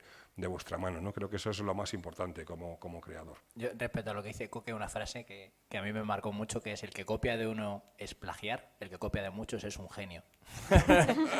Eso es para que busquéis muchas fuentes y luego saquéis vuestras propias conclusiones. Exactamente, filtrar siempre, ¿no? A través de vuestro tamiz para que lo que salga no sea que se parezca. A mí me pasaba mucho, he dado durante 7 años clase en la ECAM, en la Escuela de Cine de la Comunidad de Madrid, y según veía entrar por la puerta a los alumnos el primer año, era como: a este le gusta Tim Burton, solo con las pintas, ¿eh? A este le gusta Tim Burton, a este le gusta el manga japonés, a este... Entonces, y luego se ponían a dibujar y todos me hacían el arbolito como Tim Burton, o se ponían, a ver, dibujarme vamos a hacer una televisión o modelar una televisión, y todas las televisiones eran parecidas a la televisión de los Simpson. Esta cosa de voy a buscar referencias, yo cuando empecé a trabajar no había referencias, era lo que habías visto en libros, en exposiciones y tal, y era lo que tenías en tu cabeza y la imagen que tú te formabas en tu cabeza. Ahora tienes que hacer ellos decían: a ver, vamos a modelar una televisión para un cortometraje, entonces ellos ponían televisión, animación, y les salía la televisión de los Simpson, y todos hacían el mismo diseño que se parecía a la televisión de los Simpson. Entonces, es verdad que eso ayuda muchísimo, te da muchas ideas, pero es peligroso, ¿vale? Que no, y además, todas las referencias, que a mí ahora me pasa, que ya uso muchas referencias, se parecen a las primeras fotos que salen en el buscador de Google. Porque la gente dice: a ver, zapatos de tacón, y haces clic, y pones en Google, y los 3 primeros que te salen son esos los que copias, ¿vale? Entonces, darle un poquito para abajo al scroll en el ordenador para no copiar la primera foto que viene en el buscador de Google, copiarla, salen 2000, pues copiar la 50, ¿no? Y así intentar un poquito como salirnos de esta cosa globalizada que nos mete a todos en el mismo cajoncillo. Por eso a mí me gusta mucho la animación independiente. Cuando voy a festivales de animación independiente, veo cosas que no se ven ni en Netflix, ni en HBO, ni en ningún sitio, ¿no? Son cosas alucinantes. Hay muchísima animación independiente muy original, de autores muy originales, de gente muy joven que está haciendo cosas alucinantes. Y existe otro mundo más allá de Netflix, os lo digo de verdad. Y yo soy el primero que me veo Stranger Things y disfruto como un enano, ¿eh? Me encantan las películas comerciales de tiros, de hostias, de explosiones, me encantan. Pero sí que es verdad que soy muy consciente de que hay otro mundo más allá de lo primero que sale en Google, de lo primero que te pone Netflix cuando entras en la plataforma. Entonces, os invito a siempre intentar ir un pasito más. ¿Por qué? Porque la diversidad de creación es donde está la chicha del asunto. Por supuesto, es mi opinión.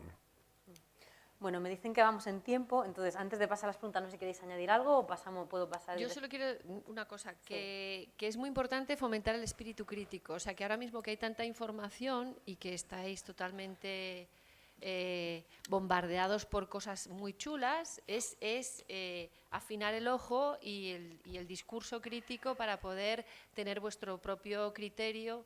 Y este tema que estamos hablando de autoría y de personalidad y de autenticidad en vuestra obra, pues a través de este estudio de la crítico. Ya está. Solo quería decir eso. Vale, pues pasamos a las preguntas entonces. Venga, Víctor, dale. Víctor y luego Diego, que había levantado la mano. ¿Micro? Tenemos micro. Víctor. Habla alto, venga, que tú tienes potencia de voz. Venga, sí, dale. Venga, dale. A ver, por favor. Ahí hay un micro. ¿Cómo está, Víctor?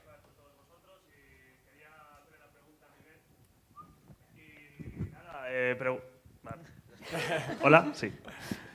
Y nada, mi pregunta es para Miguel. Y has dicho antes en tu presentación que has trabajado en el videojuego de Ratchet & Clank. Sí. ¿En cuál concretamente? En el último de PS5. Vale, y la pregunta viene a raíz de eso. ¿Qué se siente al trabajar en algo tan potente y tan importante como para muchos el videojuego de su infancia?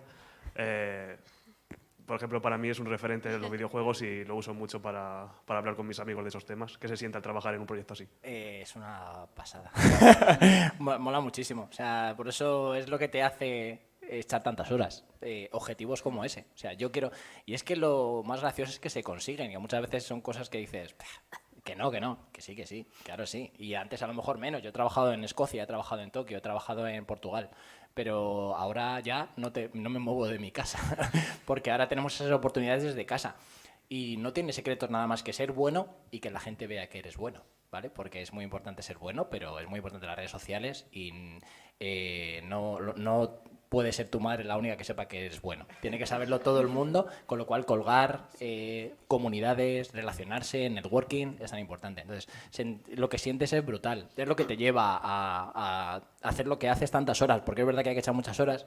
Y si no fuese por esa motivación, yo es eso lo que me lleva, el querer trabajar en una peli, el querer trabajar en Ratchet & Clank o en Gotham Knights, que son juegos que dices, muchas veces ni te lo crees, muchas veces Xavi tal, digo, joder, ¿en serio?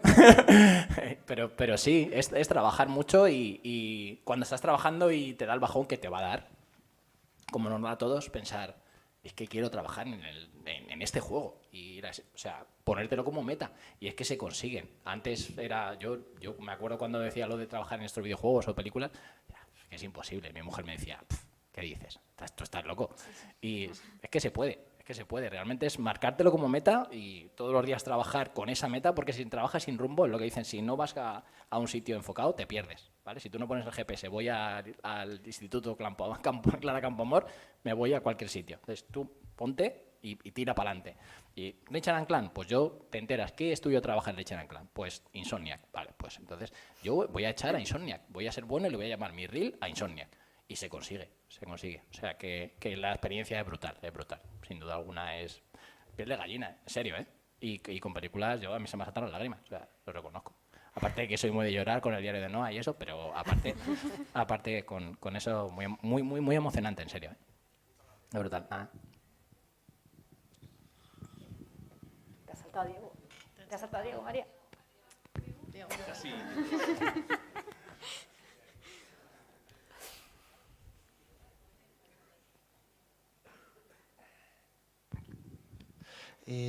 Yo quería preguntar que como tú has empezado con los efectos especiales, ¿cómo tan difícil puede ser en efectos especiales? Porque, claro, no es tanto como animar un personaje o la banda sonora, que también es una cosa que transmite mucho, pero en los efectos especiales, ¿tú cómo te viste para empezar? O sea, ¿es difícil entrar siendo en efectos especiales o no?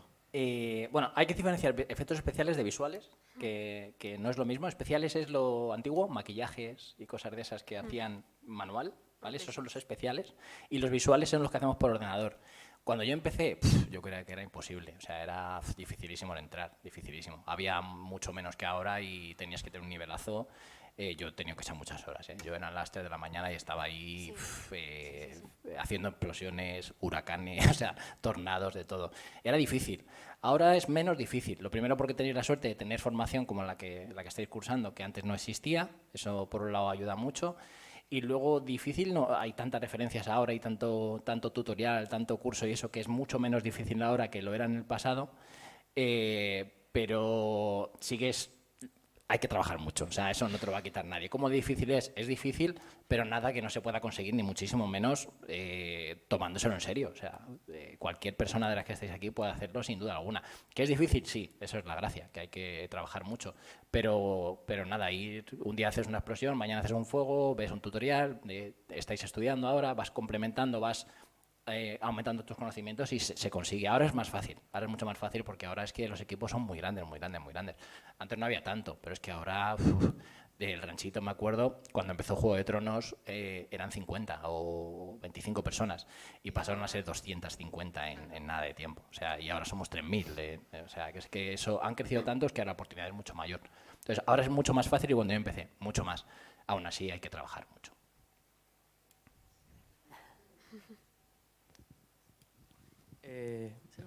Buenas. Bueno, esto es una pregunta para vosotros. Y bueno, quería preguntar, bueno, referido a las horas que habéis estado comentando. Bueno, en un trabajo normalmente uno pues se exige demasiado a la hora de entregar un proyecto o una parte de un proyecto para que salga adelante. El caso es que quería preguntar cómo medís vosotros esas exigencias y bueno, si puede contestar también la frustración que se siente a la hora de no conseguir ese ideal de proyecto que tenéis. No sé si me he explicado. A ver, tú vas haciendo, o sea, en el sentido como de horas y de trabajo, vale, tú tienes como unas determinadas horas y sabes que obviamente, como es un tipo de forma de vida, vas a ir vas a ir por otro lado, vas a ir un poco en función de la productora con la que estés hablando.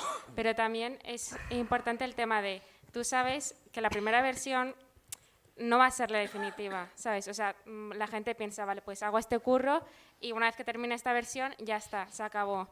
Pero esta primera versión normalmente le llega al dire, el dire la ve y dice, es que yo quiero que esto sea como un poco diferente, porque yo lo había visto de este modo. Entonces tú, a través de dialogar con el dire, pues lo vas haciendo como versiones. Y entonces ahí es cuando tienes que tener como cuidado de decir, vale, yo te puedo hacer hasta 3 versiones y ya, ¿sabes? O sea, porque a veces el director no tiene las ideas claras y te puede estar todo el día pidiendo como cambios y diferentes versiones y no puede ser. O sea, llega un momento en el que no das abasto y dices, ya está. Entonces hablas con el director o con la directora y entonces a través de ese diálogo de comprensión mutua dices, vale, llegamos a esta versión. Otras veces es simplemente primera versión y decir, vale, un par de retoques y ya está, versión final. O sea, te puede pasar de repente estar como currando súper poco en un proyecto a currar muchísimo en un proyecto y nunca sabes lo que va a pasar. O sea, muchísimo depende de la comunicación que tengas con el director.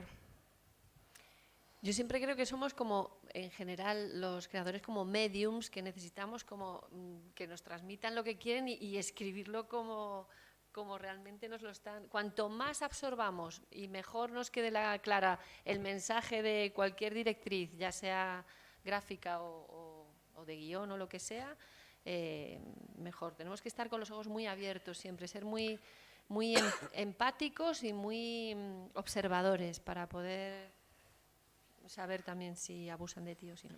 Sí, yo quería añadir, perdón, mi frase favorita, que no es mía, que es de mi mujer, que todo el mundo me pregunta, ¿y qué hace falta para ser un buen animador stop motion? Y siempre digo lo mismo, alta tolerancia a la frustración. Sí, ¿vale? total. Eso es lo más importante. ¿Por qué? Porque muchas veces tú te imaginas una cosa y al final, o por medios, por tiempo o por tus propias capacidades artísticas y técnicas, no puedes llegar a lo que tenías en la cabeza. Entonces hay que, por supuesto, exigirte muchísimo, pero llegar a un punto de decir, vale, esto se entiende, funciona en la historia, funciona en el contexto, me sirve, ¿no? Y rebajar un poco expectativas a la hora de poder seguir adelante y no quedarte, porque si no muchas veces lo que haces es quedarte atascado y no avanzar, ¿no? Entonces, alta tolerancia a la frustración, importante. Y sobre todo, exigencia mucha, pero siempre con un límite. Y como decía también Ana, cuando se trata de que el ok te lo tiene que dar una tercera persona, también saber parar los pies, ¿no? A esas 1000 versiones más, no, hasta un punto, ¿no? Yo respecto a la frustración, lo que dice Coque es que es así. Cuando empezáis, ahora seguramente os haya pasado ya, os ponéis como límites de hacer una tarea y os decís, a mí mis alumnos algunos, voy a hacer una explosión de una ciudad, que va a salir un tornado y va a haber fuego y va a haber... Escucha, tranqui, y luego te sale pues un monigote como el de Tim Burton, ¿vale? Entonces es que al final nos ponemos, tú en tu cabeza crees que puedes hacer lo que, como dice Coque, tu capacidad técnica no es capaz de hacer todavía y te frustra. O sea, fomentamos la frustración marcándonos metas demasiado altas, ¿vale? O sea que paso a paso. Yo primero voy a hacer una explosión, luego voy a hacer una explosión y le voy a meter fuego, pero no todo de golpe porque os frustráis, ¿vale? Entonces es muy importante marcarte límites que no sean muy difíciles para que no llegues, pero muy fáciles para que no evoluciones. Es un equilibrio entre evolución y no frustración, ¿vale? O sea, no muy alto para frustrarte, no muy bajo que no evolucionas, una cosa intermedia, ¿vale? Hay que buscarse esas tareas, esos objetivos cuando hagáis, eso por un lado. Y por otro lado, sí que me gustaría decir el síndrome del impostor, ¿vale? No sé si alguno lo tenéis, pero cuidado con el síndrome del impostor, que es muy cabrón, ¿vale? Perdonad por la expresión. síndrome del impostor es cuando tú ves todos los demás, te parece maravilloso y lo que tú haces te parece una mierda, ¿vale? Os lo digo porque a mí me pasa. Yo tengo un síndrome del impostor bastante grande y no debo ser tan malo cuando estoy donde estoy. De hecho, pero me pasa, ¿eh? Me sigue pasando y es verdad que, bueno, la gente te dice, tío, eres una puta máquina y tú piensas, ¿pero qué me estás contando si no tengo ni puta idea? Eso está bien porque te permite cuando te crees que lo sabes todo y tienes un ego, como lo hemos hablado, no evolucionas. Pero cuando el síndrome del impostor te dice, tienes que mejorar, tienes que ser mejor que el resto, lo echas todo. Pero cuidado, el síndrome del impostor un poquito, bien, pero mucho tampoco, cuidado porque no sois los peores ni mucho menos y hay que ser los mejores, pero no hundirte en tu frustración pensando que no vas a llegar porque ese día estás ahí y el día no somos así, las personas no somos lineales, somos así. ¿Vale? Entonces un día estarás aquí y ese día que estás ahí es cuando tienes que decir, soy un hacha y lo voy a conseguir y subes. Y el día que estés ahí, guay, pero cuando bajes acuérdate de que no eres tan malo ni cuando estás aquí eres tan bueno. ¿Vale? Siempre va a haber alguien mejor que tú, así que hay que relajarse y disfrutar, sobre todo. Sí, y siempre va a haber una versión mejor del proyecto. Nunca es la definitiva, así que... Sin duda. Es verdad. Es que es verdad.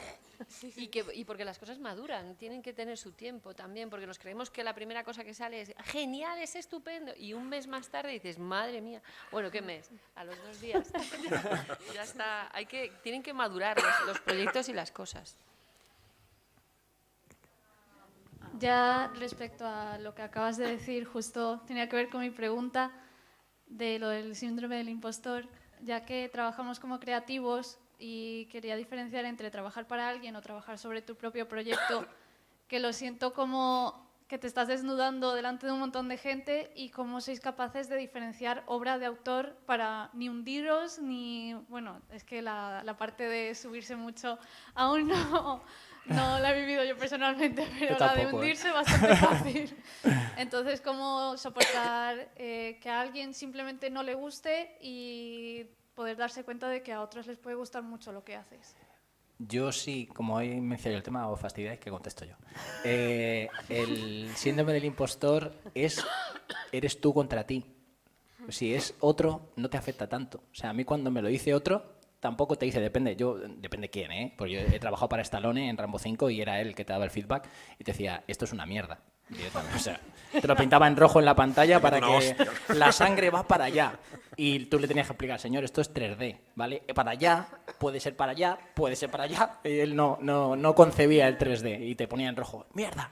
Entonces, bueno, no te lo tomas en serio cuando te lo da Stallone un feedback así. Pero en general no lo tolero mal, el feedback de otros. Y mi peor enemigo soy yo. Tampoco he estado nunca aquí, como tú dices, no me pasa. O sea, síndrome de impostor sí que te hunde, pero no te sube mucho. Entonces siempre ando intentando mejorar cada día hasta 1000 horas porque creo que siempre soy una mierda. Entonces, bueno, el síndrome del impostor nunca me hace estar aquí, siempre me hace estar aquí. Pero, por otro lado, el feedback de otros no me afecta tanto. Al revés, es como, ¿hay que cambiarlo? Pues lo cambio, lo adapto. Tal. No me afecta tanto. Me afecta mucho más el yo mismo que el resto. O sea, creo que es una lucha contra ti, casi siempre es una lucha contra ti. Sí. Entonces, no me afecta el feedback negativo de terceros. Realmente no suele ser, es cambia esto, cambia el otro. Depende con quién des. Si alguno te dice, que no sea Stallone, que es un payaso, te dice, esto es una mierda, pues le dices, pues la mierda eres tú. rebota. Pero no, si no es una cosa que te afecte. Que a mí, por lo menos, no, me afecta más el mío. A mí me pasa, por ejemplo, bueno, yo también tengo como síndrome de impostora, o sea, de impostor, y lo que me pasa es que, bueno, lo que dice Miguel, o sea, el peor enemigo eres tú mismo, pero también tienes que pensar, o sea, mi trabajo nunca le va a gustar a todo el mundo, ¿sabes? O sea, a lo mejor hay gente que le encanta, hay otra gente que sabes que no le va a gustar nada, o sea, que siempre cuentas de eso de por base. Y luego también el tema del feedback de, vale, a lo mejor esta persona te critica un montón, pues está guay que te critique eso porque así tú aprovechas esas observaciones y tu proyecto crece y dices, vale, pues voy a tener en cuenta estas críticas y voy a hacer, o sea, no te las tomas como a nivel personal, sino que simplemente coges y dices, voy a hacer que el proyecto crezca haciendo caso punto por punto a lo que me están contando. Y entonces dices, olé por la crítica que me ha dicho porque ahora el corto es la hostia, ¿sabes? ¿No? Entonces, Y de hecho, muchas veces lo que se busca es eso, intentar que la gente te lo critique, o que te lo ponga súper verde, ¿sabes? ¿No? Y dices, vale, pónmelo lo máximo de verde que puedas. Y dices, vale, ya está. Pero porque sabes que el corto, o la peli, o la serie va a crecer mucho más. Entonces eso es lo que mola. Y yo intento diferenciar eso, o sea, no tomármelo como a nivel personal, sino tomármelo como a modo de crítica constructiva, ¿sabes? El arte es arte y a no todo el mundo le gusta lo mismo, ¿no? Pero una mala crítica o alguien que le repugna tu trabajo también es que lo has conseguido, ¿no? O sea, dices, le has provocado algo, aunque sea repugnancia, pero a través del arte estás provocando sensaciones, ¿no? Si se quedan indiferentes, igual es más jodido, ¿no? Y dices, pues, no está mal, pues eso es peor que dices, vaya mierda que has hecho porque es que me pone de los nervios. Pues, coño, pues he conseguido algo, en una reacción que creo que es más positivo que le deje a la gente indiferente. Yo en mi caso tengo esta cosa que hago, estos últimos cortos que he hecho, que son bastante políticamente incorrectos y me meto bastante con el tema de la cultura española y la sociedad española, los políticos y tal, y ha habido en festivales que me ha dado miedo porque digo, me van a linchar aquí, ¿no? Entonces, me ha gustado, digo, es que, joder, les estoy provocando rabia y indignación, eso es cojonudo, porque estoy haciendo mi trabajo, les estoy poniendo el dedito en la llaga y eso es lo que quería conseguir, ¿no? Así que a veces una mala crítica es mejor que una buena crítica o que una adulación, ¿no? Y eso también te hace crecer. Sí, bueno, lo primero, daros las gracias por haber venido y una pregunta sencilla y difícil. Simplemente que intentéis sintetizar un referente, que recordéis que para vosotros haya sido importante, para que ellos entiendan, porque muchas veces lo que nos cuesta es decirles que encuentren referentes, que busquen. Entonces, para que les deis una opción de buscar algo acerca de lo que a vosotros os ha llamado y lo que os ha movido para hacer lo que estáis haciendo. Bueno, sí. Es que resumir en uno.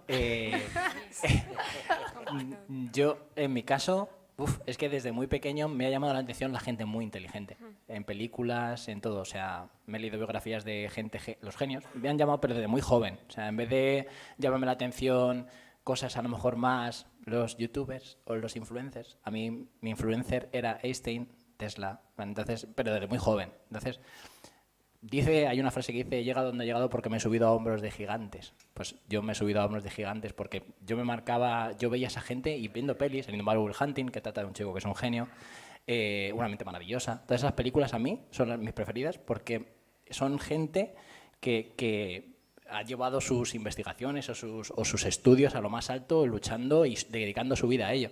Y a mí es que han sido mis referentes, esas referencias que buscamos en cine, siempre ha sido así. Ha sido en gente que yo me llamaba la atención no por físicos, no por likes, sino por cómo eran y por lo que lograron. Entonces, al fin y al cabo, en lo que vivimos, a mí lo que yo cuando piensas en tu futuro en la muerte, que hay que pensar inevitablemente, pues a veces yo lo que más me duele es no dejar un legado, o sea, no dejar algo que yo haya hecho, aunque sea un crédito en una película o algo, o sea, que alguien, o sea, marcar en mis alumnos un antes y un después y que se acuerden de ti, para mí era lo más importante. Entonces, toda esa gente que ha dejado un legado, yo como mi misión era, yo quiero dejar algo y que se acuerden de mí. O sea, gente que trabaja en la industria, tengo alumnos ya trabajando en grandísimas películas, eso es para mí es mi legado. Entonces, eso es lo que a mí me preocupaba y esa gente que a mí admiraba, es gente que me han dejado su legado. Y es la gente que yo he admirado siempre, esos genios y que han hecho prosperar. Tú puedes contribuir a tu manera. O sea, uno pues trabajando como creativo, con que ha dejado su impronta, con su corto, independientemente del premio, como él dice, él ha marcado vidas de gente. Entonces yo creo que eso es lo más importante, sin duda alguna, para mí es lo más importante y ha sido mis referentes, toda esa gente que nos han hecho evolucionar. Sí, para mí, en mi caso, yo recuerdo... ya hace como bastantes años, me acuerdo, de hecho, en alguna típica charla como estas de, pues si estáis como en segundo bachillerato, ¿no? Más o menos. Pues yo me acuerdo, cuando tenía vuestra edad, más o menos, llegó Javier Fesser, no sé si sabéis quién es, bueno, es un director como de cine español como bastante famoso. Y claro, para mí era como un gran referente, porque era como, jolín, ha hecho Mortadelo y Filemón, ha hecho todos estos cortos que son súper famosos, tal, no sé qué. y, jolín, me encantaría como hablar con él y pedirle como consejo, ¿no? Entonces yo me acuerdo de estar hablando con él y justo le empecé como a enseñar cosas y dijo, "Buah, Ana, es que me encanta tu trabajo, deberías de estudiar en la CAM, tal, no sé qué". Entonces yo me acuerdo de meterme allí y luego de encontrármelo en festivales y se acordaba de mí y hemos seguido como en contacto durante todo este tiempo, pero porque al final es como una persona que le está currando allí en el sector. Tú le tienes como gran admiración, te gusta un montón el trabajo que hace, te gustaría ser como esa persona y, jolín, hace muchísima ilusión que esas personas luego al final te ayuden a tu crecimiento profesional. Entonces yo os diría que aprovechaseis porque en España de verdad hay muchísima gente. Para mí fue como Javier Fesser, pero para vosotros puede ser cualquiera que os interese y que luego os ayuden en vuestra carrera profesional un montón. Te toca. Me toca. Todavía estás pensando, te veo. Bueno, yo tengo muchísimos referentes, pero siempre que me hacen esta pregunta me acuerdo de un profe de matemáticas que tuve en séptimo de GB, que será el equivalente ahora a primero de eso, creo, ¿no? Yo siempre he sido un desastre como estudiante y especialmente con las matemáticas no las aprobaba nunca. Y entonces vino este profe y me dijo: te estás todo el puñetero día dibujando, haciendo dibujitos en el cuaderno, no sé qué, tal. Este profe me cambió la vida porque nunca me han gustado las matemáticas y nos explicaba geometría con plastilina, como se buscaba siempre y las clases no eran de matemáticas, era de lo que se le ocurría y al final acababa relacionando algo con las matemáticas, ¿no? De lo que nos estaba contando, ¿no? Y sin darnos cuenta, al final nos metía la lección de una manera súper didáctica, ¿no? Y este tío me dijo: bueno, ya has suspendido la primera, la segunda, la tercera evaluación, te van a quedar las mates. Mira, si me haces una película de dibujos animados de cómo sumar y restar polinomios, ya que estás todo el día dibujando, te apruebo. Y yo, pero ¿cómo una...? Sí, una película de dibujos. Tú búscate la vida. ¿No te gusta dibujar? Sí. Bueno, pues nos juntamos con otro compañero que era igual de pieza que yo, con el tema de las matemáticas, que estábamos todo el día dibujando, y hicimos una película de dibujos animados de sumar y restar polinomios con acetatos pegados en una pared con un tomavistas de Super 8. Que tenía mi padre, que había comprado en Andorra hacía no sé cuántos años. Estoy hablando de la época en que no existían los ordenadores, ¿vale? Año 1980. Hicimos esta película y el tío me aprobó. La película era 2 segundos de sumar y restar polinomios, no sé qué tal, y luego salía él, que se le caía la cabeza, no sé qué, una calavera por allí y tal. Entonces el tío se tomó la molestia de coger esa cinta de Super 8, de celuloide, llevársela a su casa, buscar un proyector, ponerla, verla y decirnos: bueno, de sumar y restar polinomios no hay mucho en la película, pero me he divertido muchísimo, estáis aprobados. Este tío me marcó, porque me enseñó el valor de los profesores, el valor de saber enseñar y el valor de saber apreciar cuando tienes un profe que te puede marcar, y a mí sobre todo me ha marcado también de cara a yo poder explicar y transmitir las ganas de hacer animación y el arte de hacer animación, ¿no? Este tío me marcó.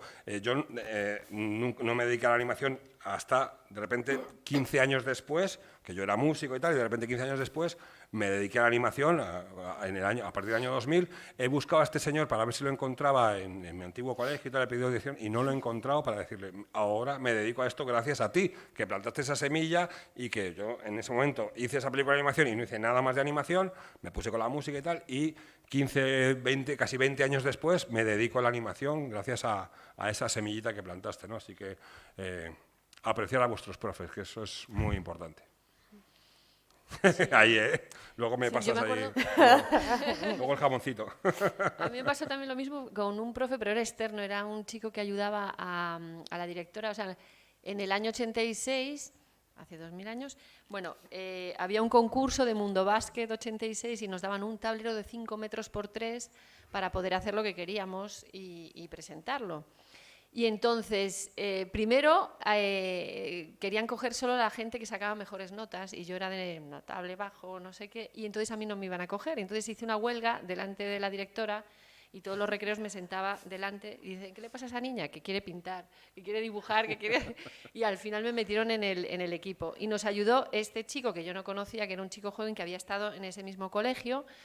Y entonces yo le llegué con todo, como la historia del baloncesto desde el paleolítico hasta los de hoy en día en la NBA, dibujado. Y entonces él se quedó alucinado, me dijo, bueno, ¿y cómo? Y yo le decía, pero ¿cómo hacemos que esto llegue allí? ¿Sabes? O sea, yo no sabía ni traspasar los dibujos ni... Y entonces me vio con tanta pasión, estábamos fines de semana dibujando, me metieron en el grupo a 5 sordomudos majísimos que decían ¡Mariño! Bueno, era increíble. Y todos juntos conseguimos ganar el premio en Galicia de Mundo Básquet 86 con este taller, bueno, con este gran mural. Y él fue el primero que me dio el programa de Bellas Artes y me dijo, tú tienes que hacer esto. O sea, yo no tenía ni idea de lo que era, pero decía, tú tienes que hacer esto. Y claro, mucho después lo hice, ¿no?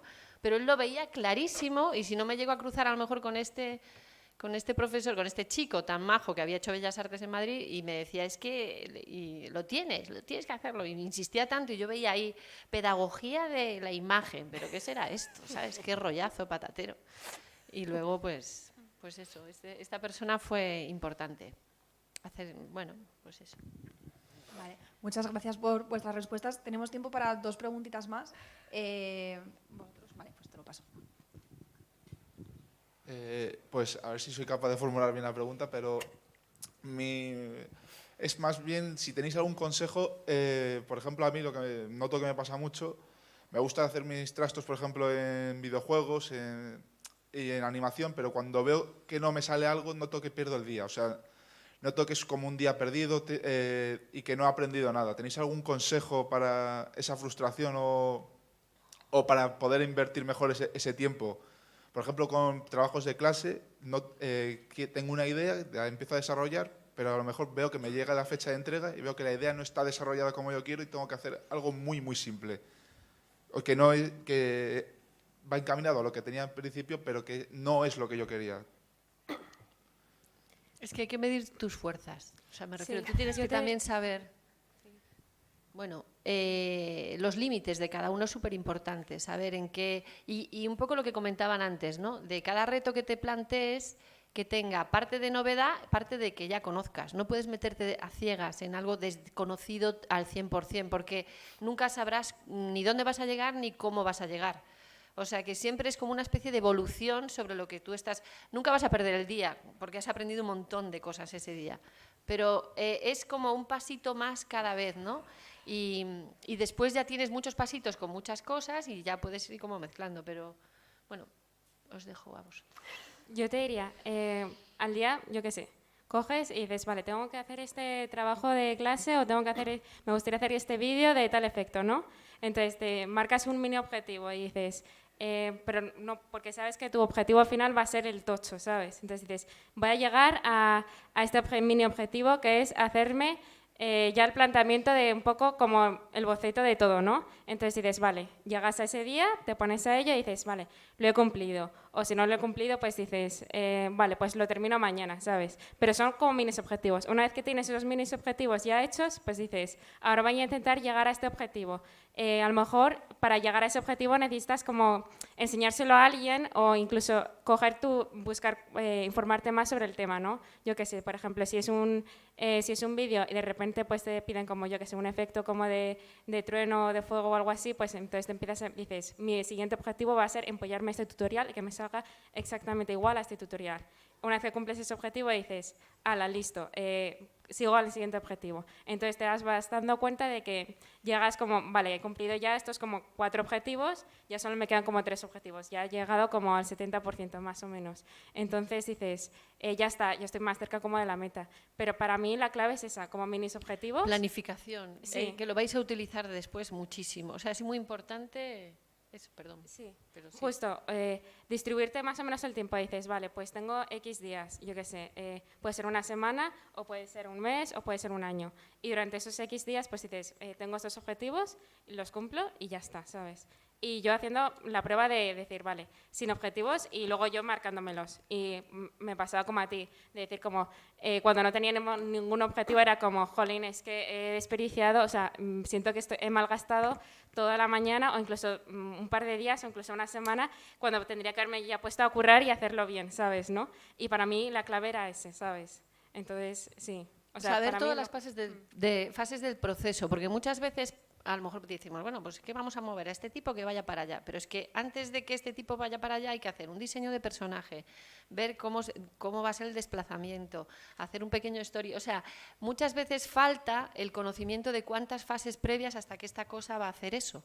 Y por eso nos frustramos, porque creemos que solamente ese tío va hasta allí. No, pero es que antes tienes que haber diseñado un personaje, bueno, yo lo hablo en esto, sí, o en un vídeo, en cualquier cosa, pero tienes que entender muy bien cuáles son los procesos de ese trabajo para poderlo fraccionar y planificar.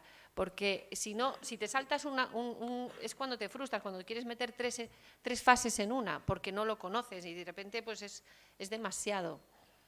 Sí, de hecho, perdón que incida, es que esto a veces nos cuesta explicarlo, porque a veces nos cuesta que entiendas que es como, pero esto de la preproducción, ¿por qué no vamos directamente a la cámara y a mover el muñequito? Es súper importante. Y esa parte a veces cuesta un poco de explicar y de ver el proceso, pero de que es importante, aunque sea un rollo, os parezca un rollo. Claro, porque luego te encuentras con el problema aquí, ¿sabes? Sí, como decía Miguel antes, metas cercanas, que lo ha explicado muy bien Miguel, ¿no? Sí. O sea, poner la meta aquí te frustras. Si te pones una meta muy baja, lo haces y ya lo he hecho y me voy, no. O sea, metas cercanas y asequibles, ¿no? Entonces, ir escalón a escalón. Esto es una escalerita y hay que ir, no puedes ir de los escalones de 3 en 3 porque al final te tropiezas y bajas 7 escalones de golpe, ¿no? Entonces, que os pongáis metas asequibles y cercanas, ¿no? Yo creo que es importante. Esto es como cuando tú dices, voy a aprender inglés. Aprender inglés es muy grande y hace que te vayas al sofá o te vayas a jugar. Dices, aprender inglés, un concepto demasiado abstracto. Hay que definir mejor los objetivos, es decir, pues voy a aprender hoy los verbos, mañana voy a aprender esto, mañana voy a aprender lo otro. O sea, el que tú te marques metas en un global y no las disecciones en pequeños trozos, haces que al final te frustres y pasen esas cosas, lo que ha dicho Ana, partirlo en trocitos. Respecto a tu pregunta, a mí me pasa igual. O sea, yo hay días que digo, puta mierda de día, no he hecho nada. Joder, vaya tela. ¿Sabes lo que hago yo para evitar eso? Y porque a mí me pasaba como a ti y odio esos días que no he hecho nada. La primera hora de mi día, o hora y media, la dedico siempre a aprender algo nuevo. Eso llevo 8 años haciéndolo. Tengo un Evernote que apunta ahí todos los cursos que hago. Ahí hay 600 o 700. Todos los días, la primera hora la dedico. Así por lo menos ya no puedo decir, hoy no he aprendido nada. Entonces, esa es mi manera de decir, joder, ya es un día provechoso, ya he aprendido algo nuevo. Entonces, lo primero que hago por la mañana, mi primera hora del día es aprender algo nuevo. Hora y media, curso nuevo, lo que sea. Y poco a poco, si tú te planteas aprender lo que sea, y hay gente que se mete 8 horas seguidas, no vale para nada. O sea, es mejor que te pongas 1 hora todos los días, que no es nada, o 15 minutos. Es que 15 minutos de una cosa al cabo de la semana ya llevas 2 horas haciendo cosas. O sea, al final 15 minutos y ya a la semana ya has hecho 2 horas de algo. Entonces yo siempre me marco pequeños, ese tipo de objetivo en mi día a día, aprender algo nuevo para no me pase lo que a ti que diga, vaya día, no he aprendido nada, me pasa mogollón. O sea, ese sentimiento que es asqueroso de decir, no he aprendido nada. Sí, eso suele ser más frustración y sobre todo con proyectos propios también me pasa esto de empezarlo y cogerlo, que tengo a mi pareja que se los enseño mucho y me dice, no, si están bien, luego cojo y a escondidas de ella lo miro. Digo, si es una mierda, ¿cómo puede bueno, decir que ya hemos hablado del síndrome del impostor y eso es tu síndrome del impostor. Seguramente lo ve otro. Yo me acuerdo, lo tengo desde tan pequeño, yo dibujaba bastante bien cuando era pequeño, ahora soy todo técnico, nada artístico, pero cuando era pequeño dibujaba muy bien, daba clases de pintura.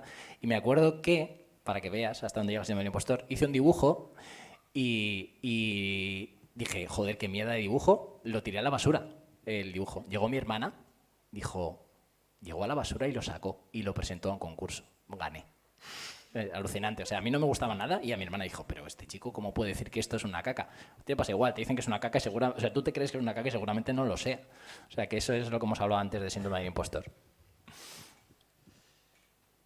Hola. Sí, pues bueno, mi pregunta es para Coque. Antes nos has contado que has hecho proyectos políticamente incorrectos, algunos. Quería saber si tienes alguna anécdota con alguien que se haya enfadado, alguien así, un dirigente político, lo que sea, por algún proyecto tuyo. Gracias. Pues, bueno, así en concreto no. Ha habido festivales en los que no me han seleccionado porque el signo político del ayuntamiento no era tal. Y luego también, como vivo en la Comunidad de Madrid y todos sabemos quién gobierna la Comunidad de Madrid, siempre he conseguido subvención para mis cortometrajes de la Comunidad de Madrid, cosa impensable. Y entonces lo que hago es escribo un guión súper suavizado y luego hago lo que me da la gana. O sea, para la subvención meto un guión pues todo como muy light, sin dar como detalles concretos de los personajes y tal, y luego pues bueno, pues sale Rajoy o sale Maruenda o sale el otro, y eso no lo ponía en el guión inicial, ¿no? Entonces me busco las triquiñuelas un poco para conseguir pasta de los que luego critico, ¿no? Entonces, que luego también reparto para el otro lado, ¿eh? No solo reparto para un lado, ¿no? Pero sí que es verdad que al hacer cosas políticamente incorrectas te estás marcando un camino. A veces eso me ha afectado también a la hora de trabajar profesionalmente para publicidad, que bueno, pues este es un borroca, este es un comunista o como lo quieras llamar, y a veces es verdad que no claramente, pero sí he sentido que igual no me han cogido para ese proyecto porque por mi trayectoria como director, mi trayectoria personal, porque luego mi trayectoria profesional por otras cosas no tiene nada que ver, ¿no? Hay que saber separar, ¿no? Pero sí que es verdad que bueno, pues si te metes en ese bosque, tienes que estar acostumbrado a que te den alguna hostia que otra, ¿no? Vale. Bueno, chicos, pues sobre todo que es que nuestros alumnos de bachillerato se tienen que marchar a clase, pero muchísimas gracias por toda la ponencia y las preguntas. Le paso la palabra a mi compañera María ya para cerrar la mesa redonda. Y ahora deciros que a la salida nuestros alumnos de ciclo superior y vosotros los invitados, pues tenemos preparados un café ahí a la entrada que, pues para que charléis un rato y toméis un café tranquilamente. Hay una mesa reservada para ellos, no os comáis los... ¿vale? O sea, son 3 mesas, 2 tenéis las de ciclo. ¿Vale? Y bueno, muchas gracias y le paso la palabra a María. Bueno, ya María ha dicho todo, así que nada, simplemente daros las gracias por estar aquí, a los de bachillerato por haber quedado, darles gracias a los profes por haberos dejado quedaros, ¿vale? Y bueno, sobre todo, gracias por compartir con nosotros este tal ratito, por contar vuestras experiencias y creo que les ha sido muy útil y seguro que ahora os abordan allí en el café. Un placer. Pero bueno, que vamos al café y ahora nos vemos. Muchas gracias. Gracias.